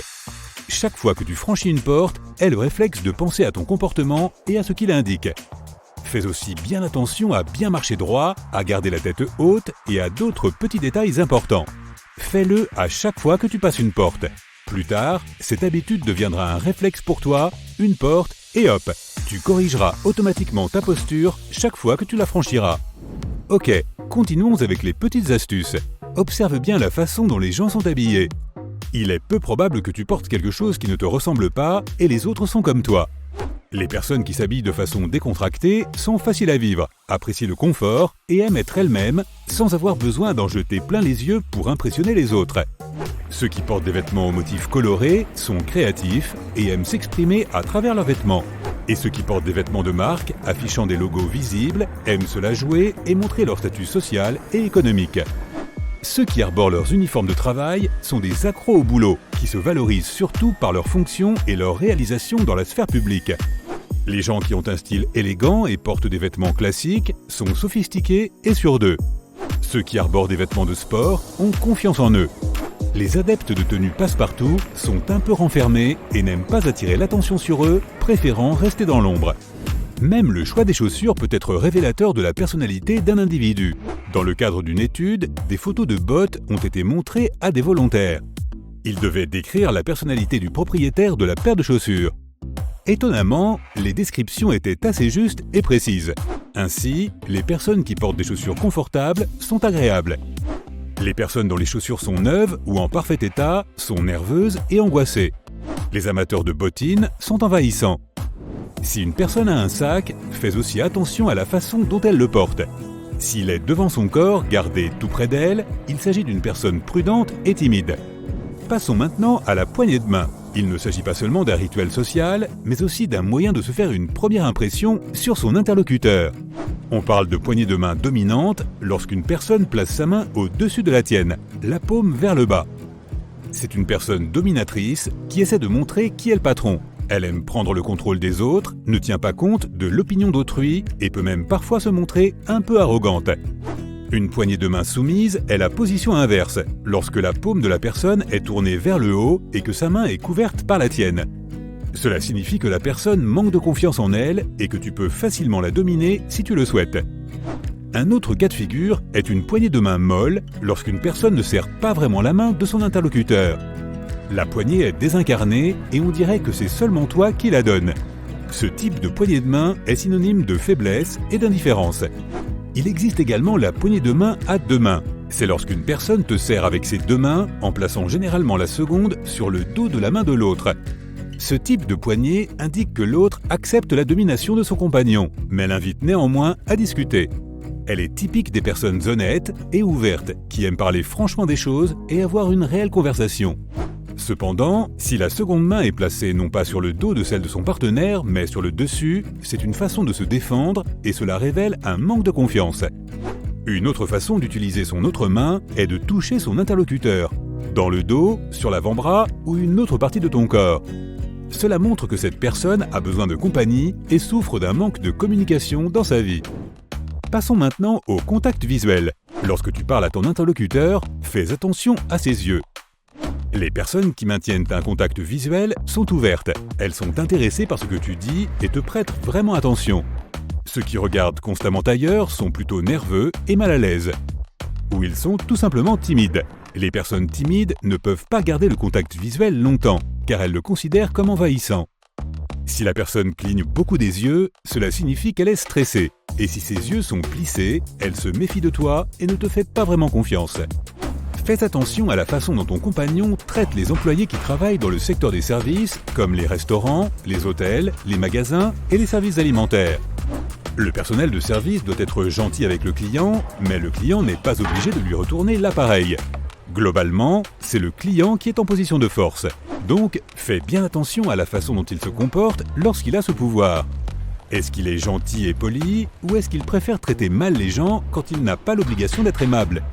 Le pouvoir révèle la véritable personnalité des gens. Si une personne semble être gentille avec toi, mais qu'elle est désagréable avec un serveur dans un restaurant, ce n'est pas quelqu'un à qui l'on peut faire confiance. De manière générale, la politesse est également un bon indicateur de la personnalité des gens. Oui, si quelqu'un maîtrise et utilise des mots comme « s'il vous plaît » et « merci », alors il s'agit probablement de quelqu'un de bien, attentionné et empathique, qui respecte les autres.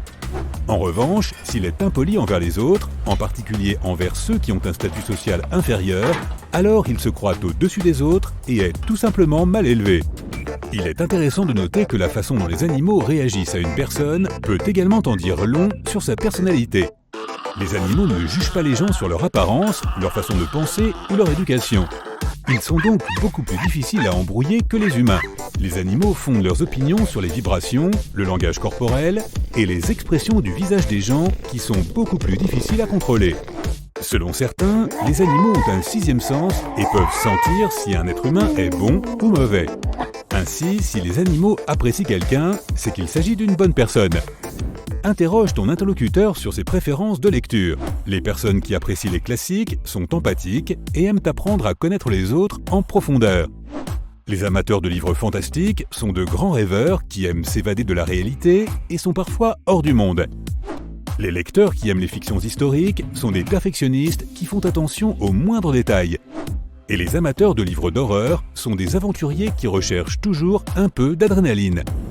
Les personnes qui consultent leur smartphone en permanence sont probablement instables sur le plan émotionnel. Regarder leur téléphone est un moyen pour elles de se remonter le moral. Les gens qui se disputent tout le temps, même lorsqu'il n'y a pas de raison valable, sont narcissiques et égocentriques. En revanche, si quelqu'un polémique, mais pour une raison précise, et choisit soigneusement ses arguments, cela signifie simplement qu'il aime avoir un bon débat contradictoire. Si une personne mange vite, cela peut signifier qu'elle a un niveau élevé d'anxiété, ou bien elle a des places de théâtre et est en retard. De même, fais attention à l'endroit où une personne regarde lorsqu'elle boit dans une tasse.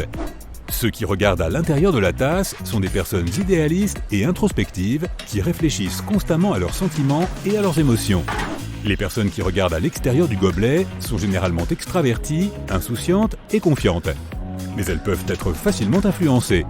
Certaines personnes ferment les yeux lorsqu'elles boivent. Cela signifie qu'elles sont soit mal à l'aise, soit plongées dans leurs pensées. Lorsque les gens font teinter les verres, ceux dont la coupe est plus haute ont une haute estime d'eux-mêmes. Et ceux qui placent la leur plus bas se croient moins bien qu'ils ne le sont en réalité. Les personnes très intelligentes ont tendance à avoir une écriture peu soignée.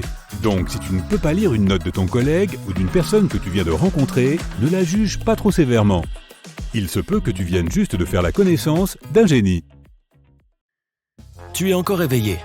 Il est 2h du matin et tu n'arrives pas à dormir. C'est reparti.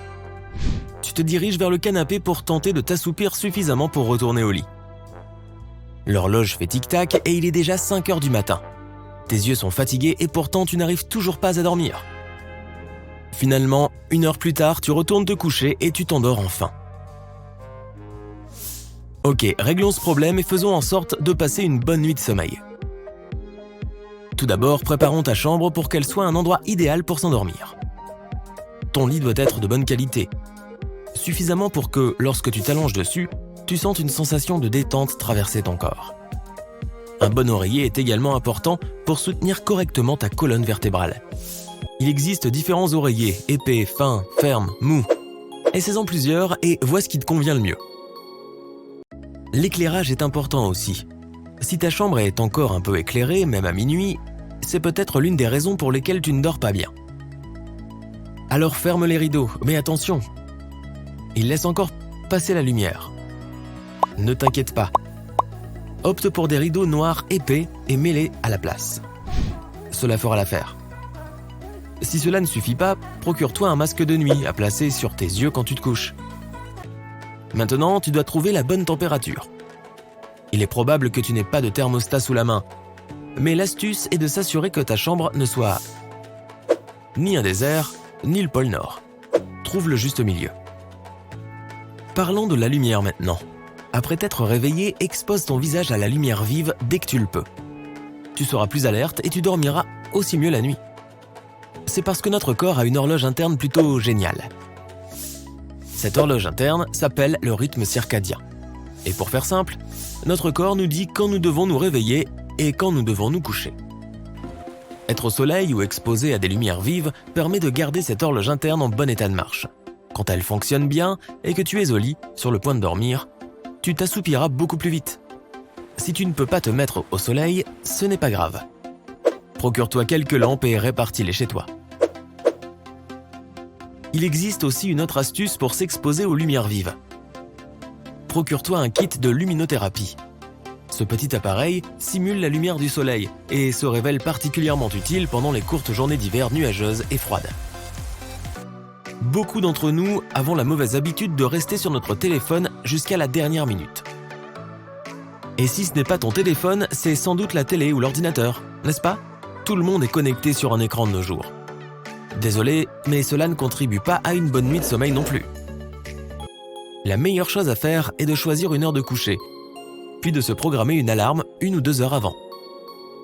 Quand elle se déclenche, c'est le signe que tu dois éteindre tous ces appareils électroniques. Tu n'es pas obligé de les éteindre, mais arrête au moins de les utiliser. La lumière bleue qui sort de ces écrans peut être assez perturbante. Prends plutôt un livre, tu sais cet objet avec des pages en papier. Il y a des chances que tu t'endormes avec le livre sur ton visage. Tu pourrais même en rêver.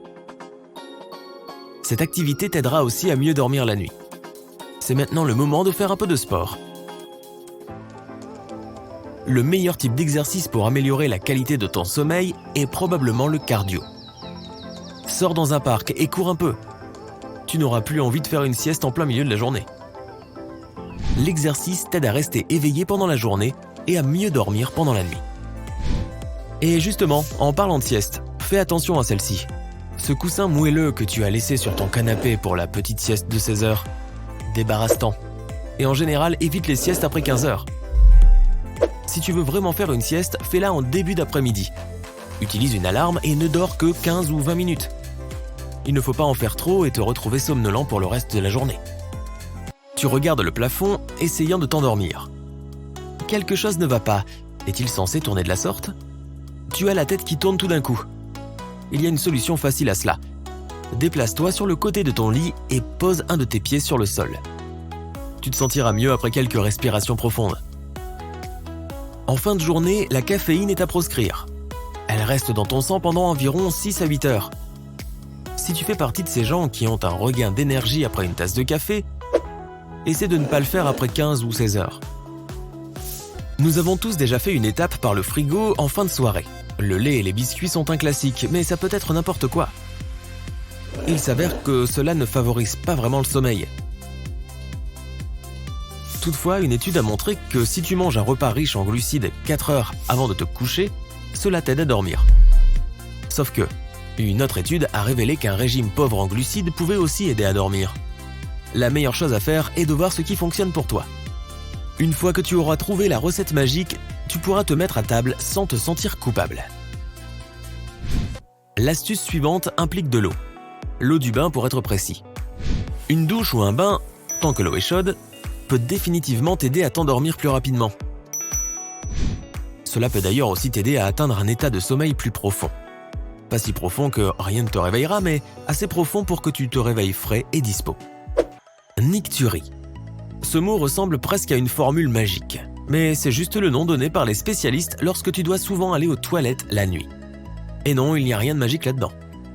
Nous avons tous connu ces moments. Tu as l'impression que c'est la plus grande décision de ta vie, s'extirper du lit ou te retenir. La meilleure façon d'éviter cela est de ne pas boire de liquide avant de te coucher. Super facile. Il suffit de l'associer à ta règle, pas d'appareil électronique. En revanche, au réveil, bois un grand verre d'eau à température ambiante. Cela va démarrer ta journée et aider ton corps à se sentir frais et rajeuni. En plus, tu as besoin de te réhydrater. Tu es au lit, mais tout ce que tu peux faire, c'est regarder le plafond en attendant de t'endormir. Quand cela arrive, il vaut mieux accepter que tu ne peux tout simplement pas dormir pour le moment. Essaie de ne pas rester au lit trop longtemps, frustré, énervé. Tu pourrais commencer à associer mentalement ta frustration à ton lit ou à ta chambre. Tu ne veux pas avoir de sentiments négatifs chaque fois que tu regardes ce qui devrait être l'endroit le plus relaxant de la maison. La meilleure chose à faire lorsque cela se produit est de se lever. Fais quelque chose de relaxant.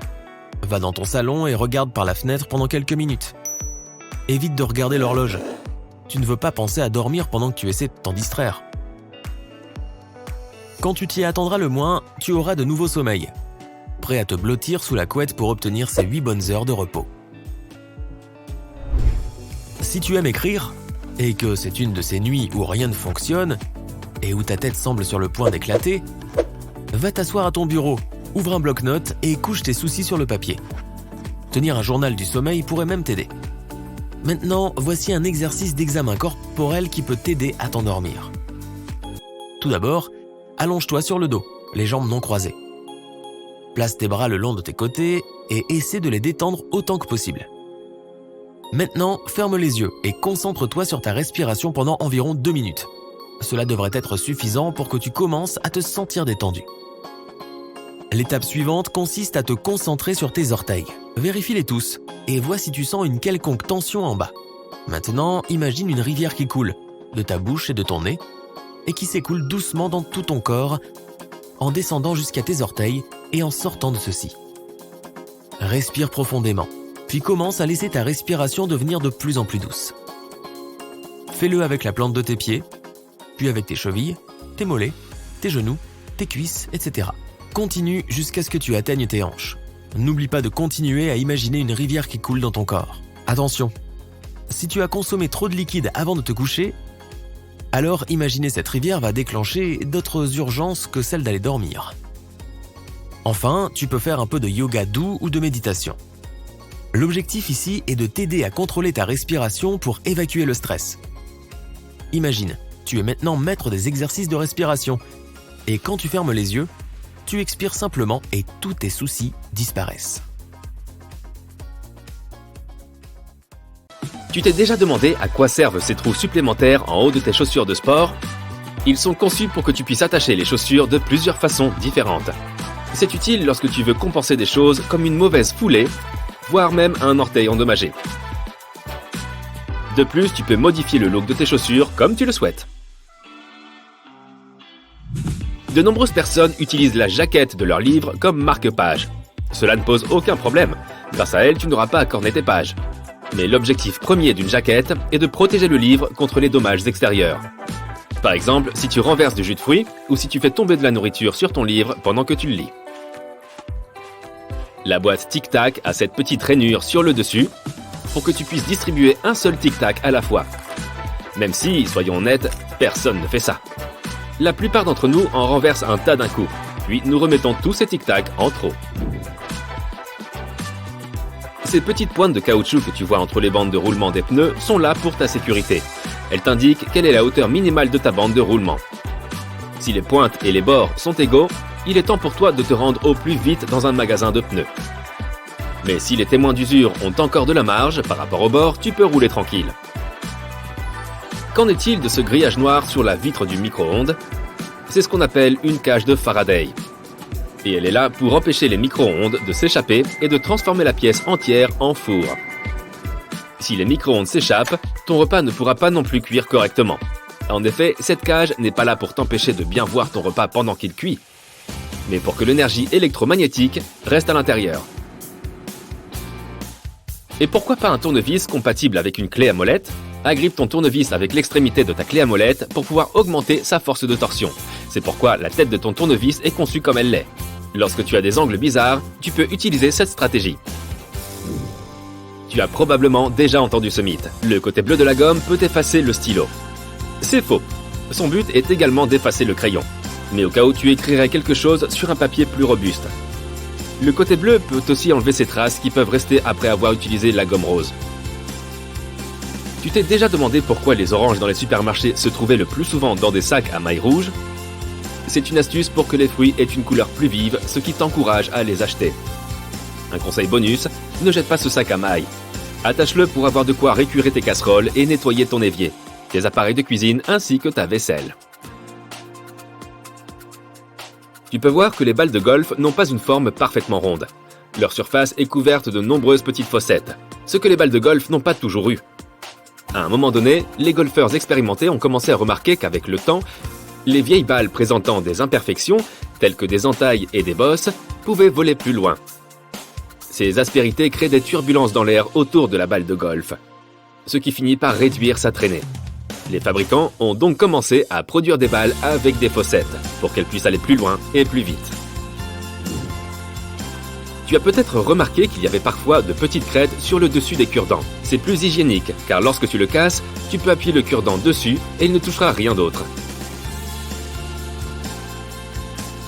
Un autre dispositif de sécurité que tu trouveras cette fois dans ta voiture est une languette sur ton rétroviseur. Avec elle, tu peux changer la position du miroir pour ne pas être aveuglé s'il y a une voiture derrière toi qui roule en plein phare. Cette petite languette t'aide donc à contrôler l'éblouissement des lumières venant de l'arrière. Cette fonction est apparue dans les années 1930, mais ce n'est qu'au début des années 1970 qu'elle est devenue un équipement standard pour la plupart des voitures et autres camions. Tu vois ce petit trou sur ton iPhone, juste à côté de la caméra orientée vers l'arrière? C'est un microphone. Et il est là pour que ton téléphone puisse enregistrer le son lorsque tu pivotes ta caméra.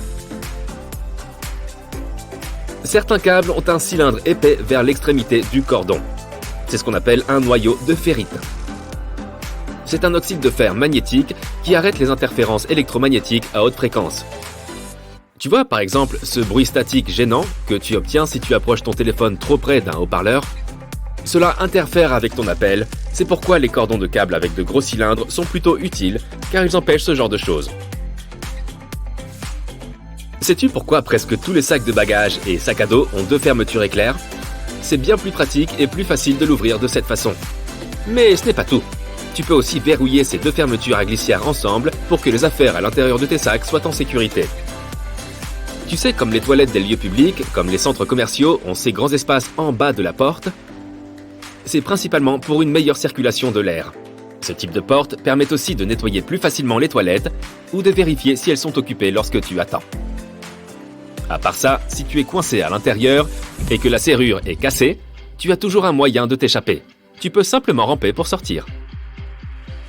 Tu as déjà remarqué ces embouts en plastique sur les cutters?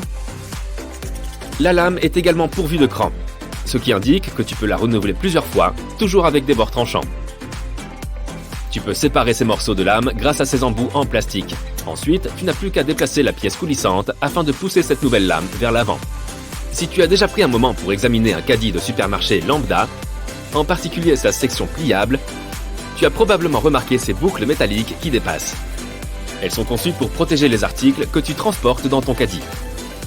Tu peux les utiliser pour accrocher des sacs contenant des articles mous, comme le pain que tu ne veux pas écraser accidentellement avec des produits plus lourds, ou des choses plus facilement cassables comme les œufs. De nombreuses tasses à café sont dotées d'encoches incurvées sur leur fond.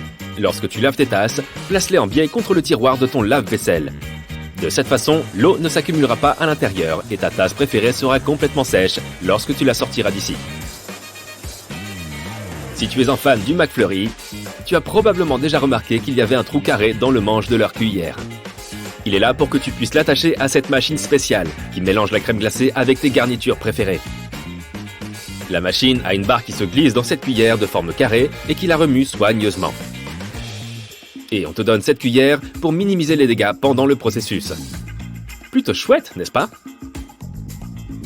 Un bidon de lait ordinaire a généralement une bosse sur le côté.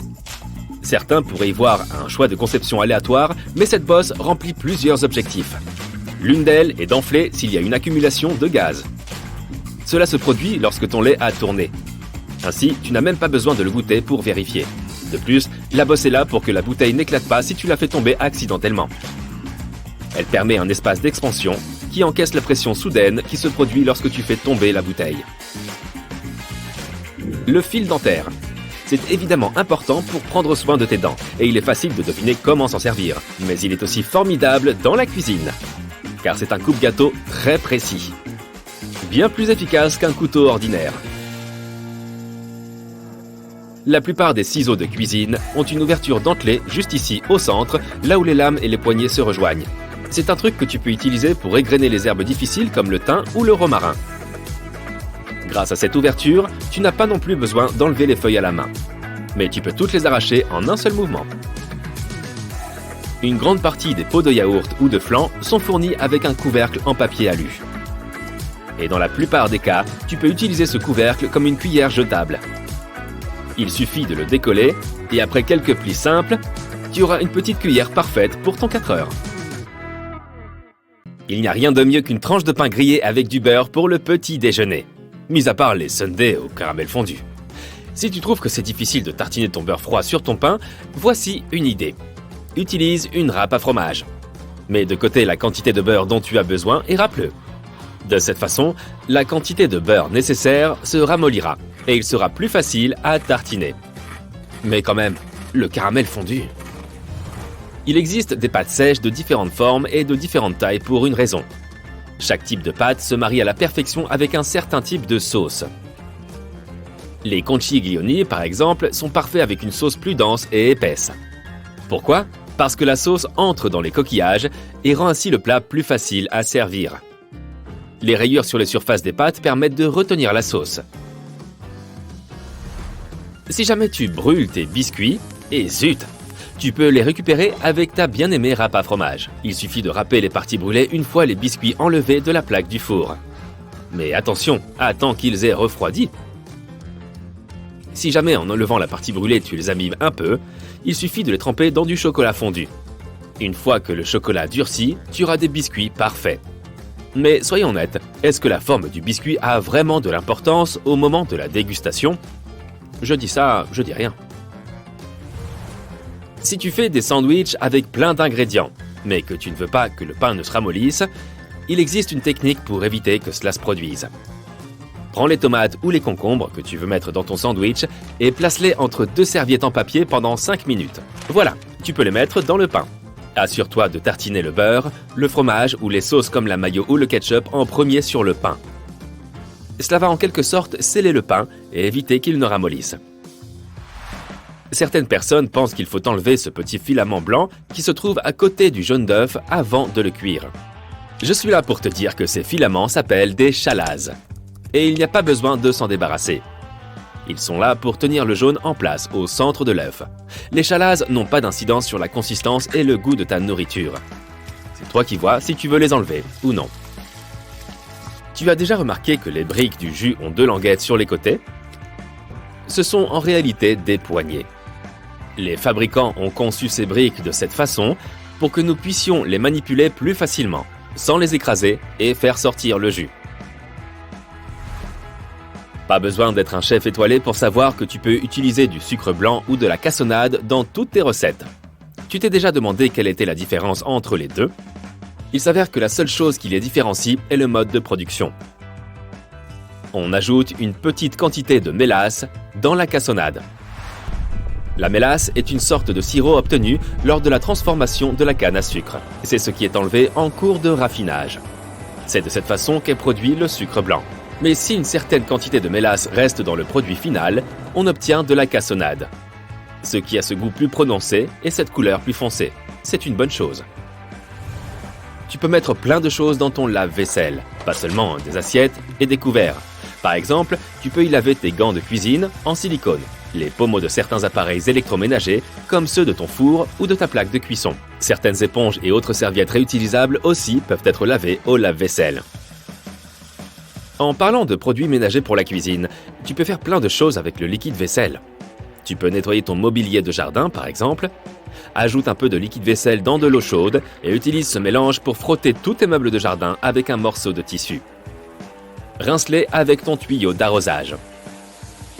Tu peux aussi utiliser ton liquide vaisselle pour enlever les taches de gras de tes vêtements, les taches de sauce des pâtes, d'assaisonnement de salade. Ça nous arrive à tous de louper notre bouche. Mets un peu de liquide vaisselle sur la tâche et rince à l'eau. Pour les vêtements clairs, il vaut mieux utiliser du liquide non coloré. Pour les tâches les plus tenaces, laisse agir le liquide vaisselle pendant quelques minutes, puis mets le vêtement à la machine comme d'habitude. Et achète-toi un biberon peut-être aussi. Si tu n'as toujours pas trouvé de technique qui te convient pour organiser ta garde-robe et que tu es envahi par les piles de vêtements, il existe un truc simple qui peut peut-être fonctionner. C'est la technique 1 de plus, 1 de moins. Pour chaque vêtement que tu achètes, tu dois te débarrasser d'un vieux vêtement. Tu désencombreras régulièrement ton armoire. Pour trouver les choses plus facilement, bonne chance, laisse les vêtements que tu utilises le plus souvent au niveau de tes yeux. Tu pourras les trouver plus facilement et les sortir de l'armoire rapidement.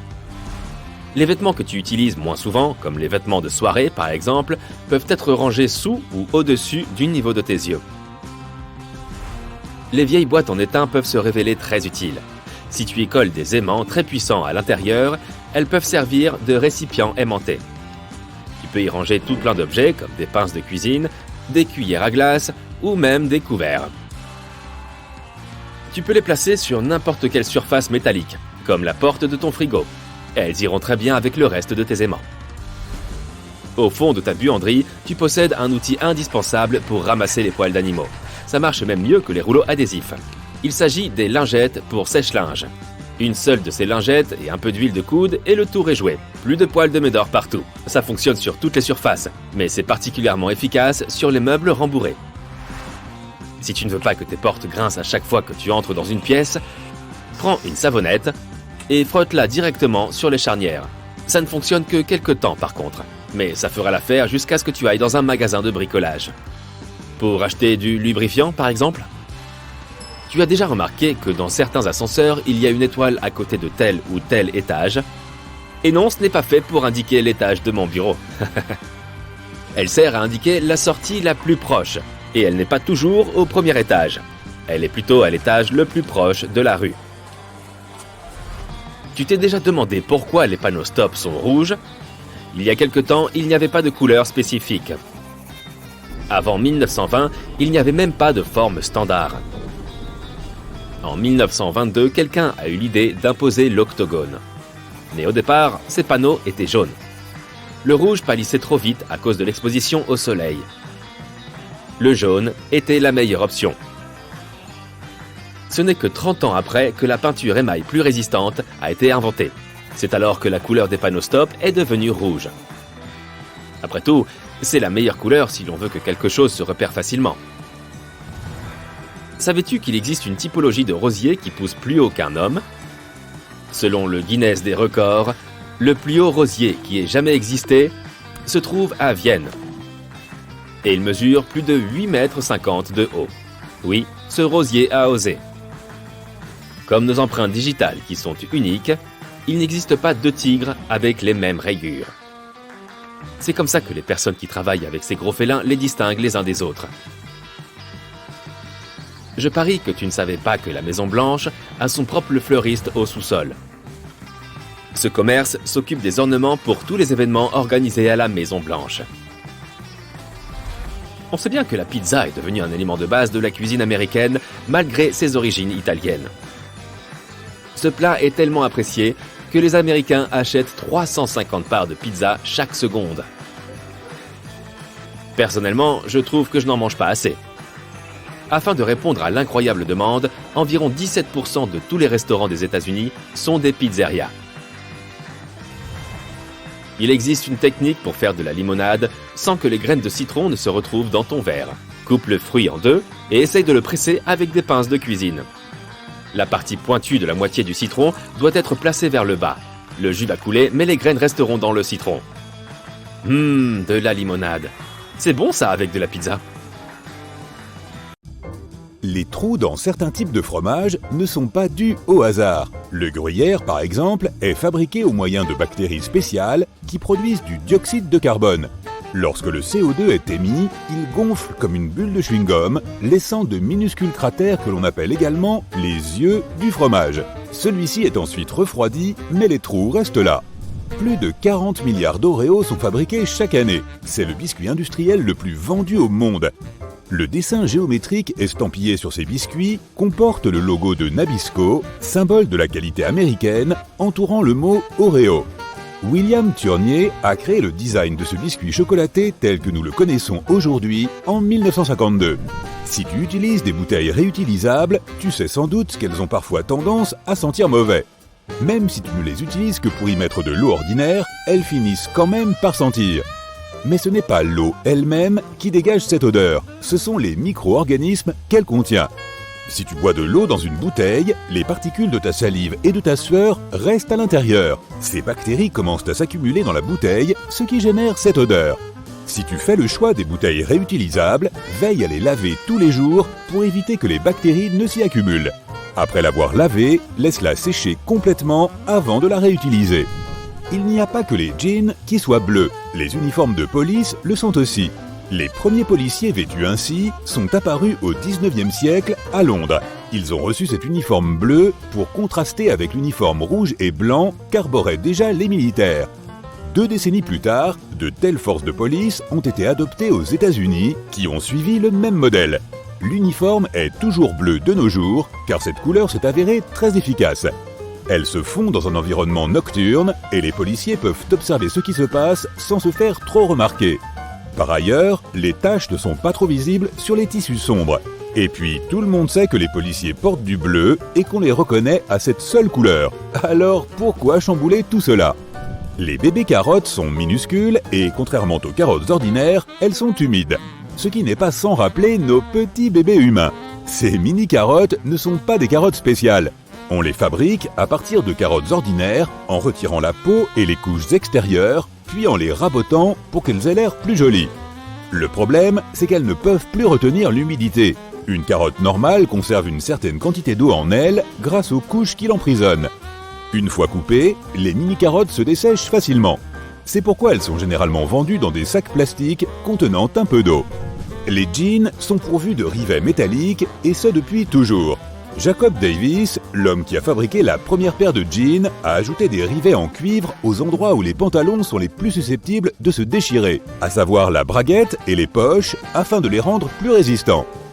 Aujourd'hui, les rivets remplissent plutôt une fonction décorative, car ils sont une caractéristique traditionnelle des blue jeans. Une autre particularité de ce pantalon est la présence de ces petites poches qui ne servent apparemment à rien. C'est peut-être le cas aujourd'hui, mais il y a des années, lorsque les jeans étaient particulièrement affectionnés des cow-boys, cette petite poche était spécialement conçue pour y ranger une montre à gousset. De plus, à l'époque, un jean n'avait que 4 poches. Cette poche minuscule, la poche de montre, 2 grandes poches à l'avant et une seule poche à l'arrière. Les appuis-têtes des voitures sont une question de confort et les appuis-têtes amovibles sont une question de sécurité. Si tu retires un appui-tête, tu verras 2 solides barres métalliques.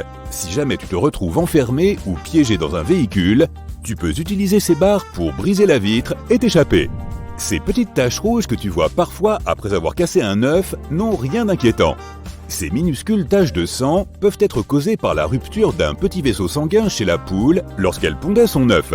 Les œufs présentant ces taches de sang peuvent être consommés sans danger, mais elles peuvent aussi être enlevées si cela te dérange. Cela n'affectera pas le goût de l'œuf. Dans le logo Toblerone et sa célèbre montagne se cache l'image d'un ours dressé sur ses pattes arrière et qui est sur le point de dévorer ce yodeler par là-bas. Non, je plaisante.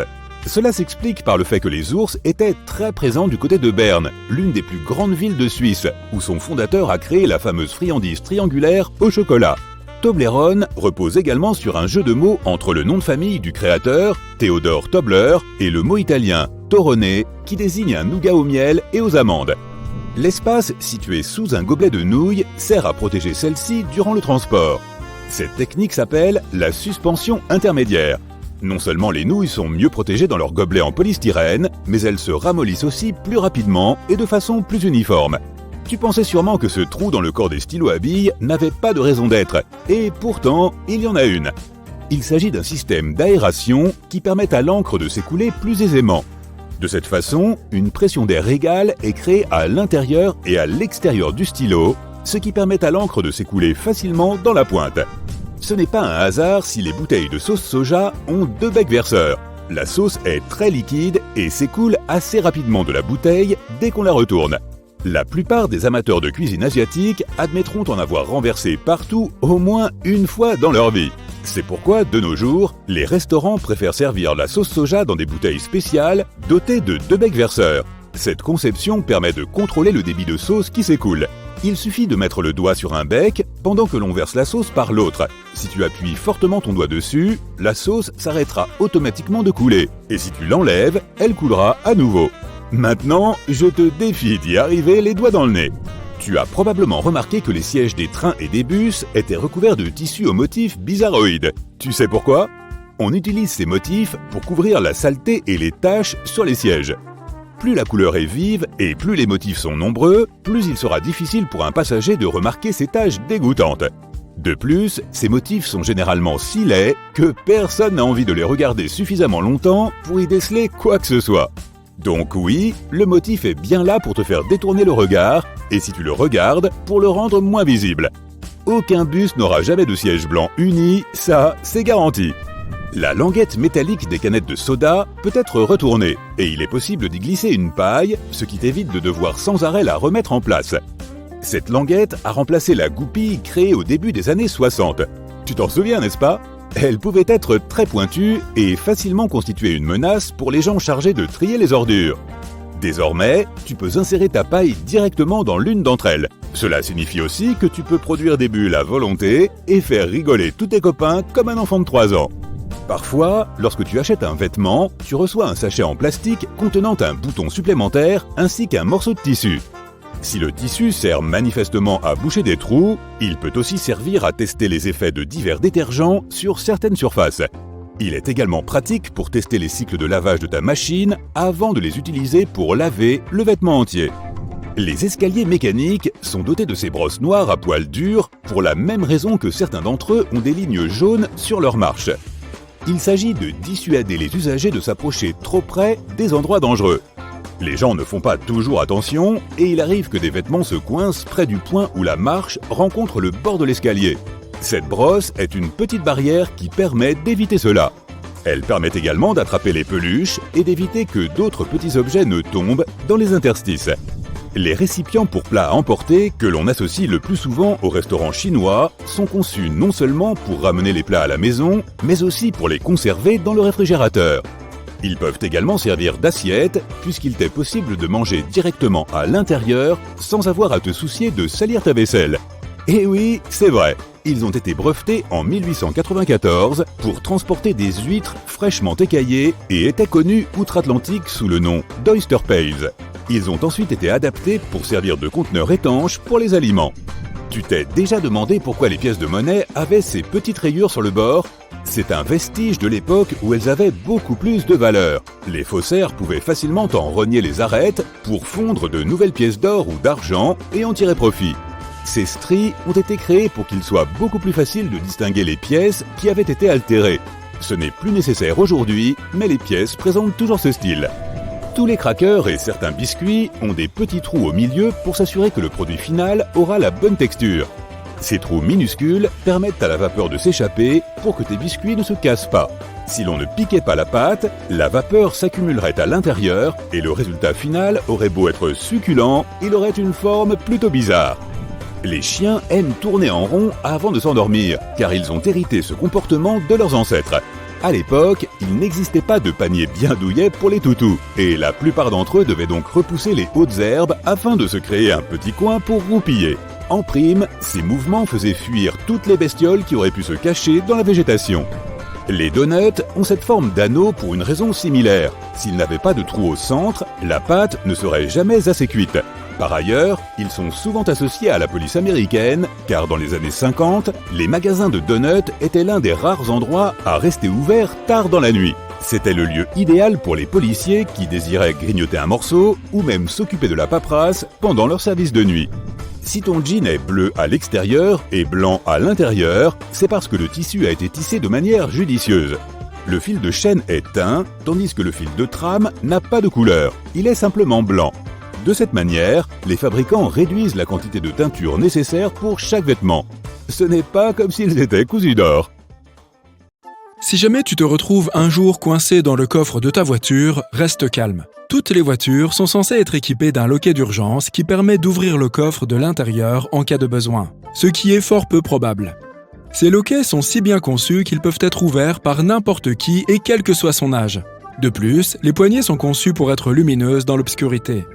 On peut même les tirer avec la bouche s'il n'y a pas assez de place pour utiliser les mains. Et ce, peu importe la manière dont tu as atterri dans ce coffre. Changement de sujet. Si tu travailles avec du fil et une aiguille, n'oublie pas qu'il n'est pas nécessaire de planter l'aiguille directement dans la bobine.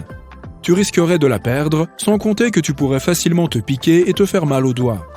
De nos jours, de nombreux kits de couture sont dotés d'un emplacement réservé au rangement des aiguilles.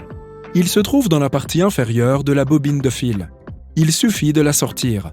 Il est même possible d'y ranger plusieurs aiguilles à la fois. Les stylos à billes jetables ont un petit secret. Tu as déjà remarqué que sur certains d'entre eux, il y a un petit trou dans la partie en plastique ? Il s'agit en fait d'un système de ventilation basique. Il est censé permettre à l'encre d'atteindre facilement la pointe du stylo. Ok, je sais que c'est un réflexe super répandu, mais il n'est pas vraiment nécessaire de secouer les dispensateurs d'épices pour faire sortir le produit. Tu ne me crois pas ? Tu n'es pas le seul. Va donc chercher ta bouteille de sel ou de poivre préférée dans ton placard. Si elle possède l'un de ces bouchons en plastique amovible, elle est parfaite pour cette expérience. Au lieu de secouer la bouteille, essaye de la tenir par le bouchon en plastique alors qu'elle est à l'envers. Fais tourner doucement la bouteille d'un côté à l'autre et tu verras que le condiment coulera à flot sans que tu aies à agiter la bouteille et à mettre le bazar dans ta cuisine. Dans le même ordre d'idées, la plupart des salières et des poivrières sont dotées de stries au fond de la partie en verre. Au cas où de l'assaisonnement resterait coincé à l'intérieur, place le fond de la salière contre le fond de la poivrière et fais des petits cercles de façon à ce que les crêtes se clipsent les unes dans les autres. Le condiment devrait maintenant s'écouler facilement sans que tu aies besoin d'ouvrir la bouteille. Lorsqu'il fait froid, il arrive souvent que tu portes tellement de couches de vêtements que tu ne sens presque plus les bretelles de ton sac à main ou de ton sac à dos sur tes épaules, sans parler de la rapidité avec laquelle elles glissent. Certaines vestes sont dotées d'une solution intégrée pour remédier à ce problème, sous la forme d'une petite languette sur l'épaule, munie d'un crochet ou d'un bouton. Elle est conçue pour s'ouvrir et se fermer aisément afin que tu puisses garder ton sac à main en place en permanence. La plupart du temps, un éplucheur ne sert qu'à enlever la peau des pommes de terre, des carottes ou des concombres. Mais tu peux aussi utiliser ton épluche légumes pour couper de fines lamelles d'oignon. Il suffit de couper l'oignon en 4 verticalement, puis de commencer à le trancher. Cela peut également permettre d'éviter de pleurer à chaudes larmes avec ton oignon. La plupart des gens n'y prêtent pas attention, mais si jamais tu regardes de plus près ton tube de dentifrice, tu y verras certainement des petits dessins colorés, que ce soit des points ou des carrés. Les couleurs peuvent varier. Elles peuvent être noires, vertes, rouges ou même bleues. Ces points colorés sont en fait destinés à aider les machines d'assemblage de l'usine de dentifrice. Ils permettent de savoir où et quand ces machines doivent couper les tubes de dentifrice et les plier pour les emballer. Regarde tes chaussures. S'il y a un élément qui te semble un peu étrange, sache qu'il est toujours là pour une bonne raison. La plupart des fabricants n'ajoutent pas d'éléments supplémentaires aux chaussures juste pour le plaisir. Ce serait une perte de temps et d'argent, tu imagines bien. Sur les chaussures d'hiver, par exemple, il y a souvent une petite boucle en haut à l'arrière. Elle est là pour t'aider à les enfiler, car tu peux l'ajuster rapidement en tirant dessus. De plus, elle permet aussi de suspendre les souliers quelque part, vraisemblablement pour les faire sécher, parce que la plupart de ces petites bottes sont conçues pour être portées pendant les mois les plus froids et humides. J'avoue qu'il m'est déjà arrivé au moins une fois d'accumuler les couches de vêtements pour éviter d'avoir à tout mettre dans mon bagage de soute. Mais cela devient problématique lorsqu'il s'agit de s'asseoir. Que fais-tu de ton manteau ou de ta veste ? La prochaine fois que tu prendras l'avion, regarde de plus près sur le siège devant toi. Le crochet qui maintient la tablette à la verticale peut servir de crochet pour ta veste. Tant que tu n'as pas besoin de prendre de repas pendant le vol, tu peux l'utiliser. La plupart des mascaras se périment dans un délai de 3 à 6 mois selon les fabricants. Mais tu peux accélérer ce processus si tu ne fais pas attention.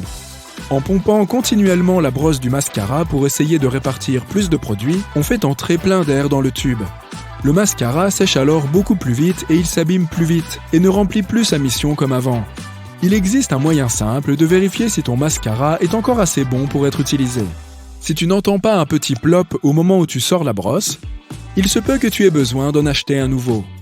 Je sais que nous vivons à l'ère des appareils connectés par Bluetooth, mais pour un son de meilleure qualité, il est toujours recommandé d'utiliser des écouteurs qui se connectent via des prises audio. Tu te souviens avoir remarqué des stries noires sur ces prises jack ?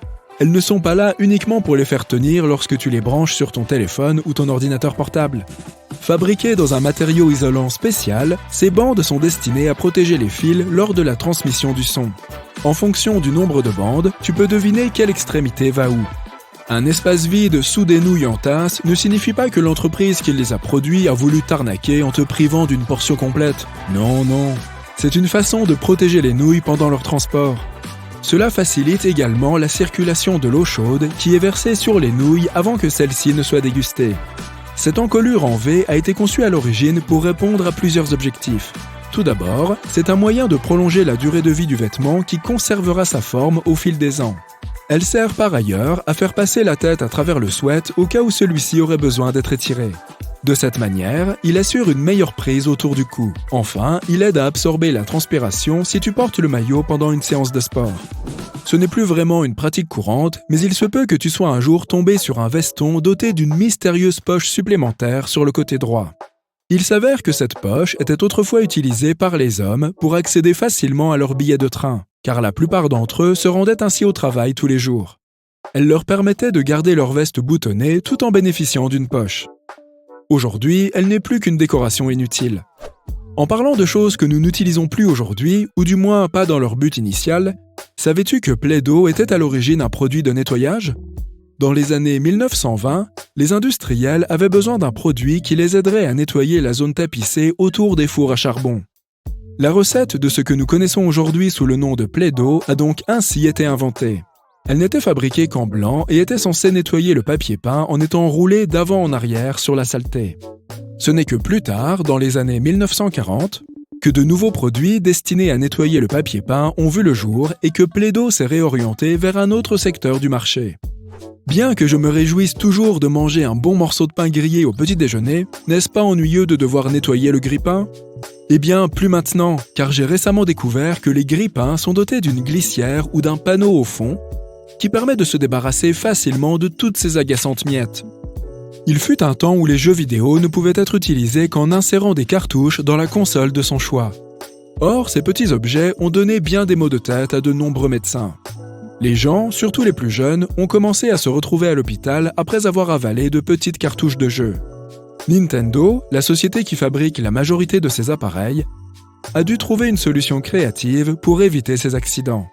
Voilà pourquoi, de nos jours, les cartouches de la Nintendo Switch sont volontairement enduites de produits chimiques spéciaux qui laissent un goût amer vraiment désagréable dans la bouche. Clairement, je ne vous recommande pas d'essayer et de goûter par vous-même.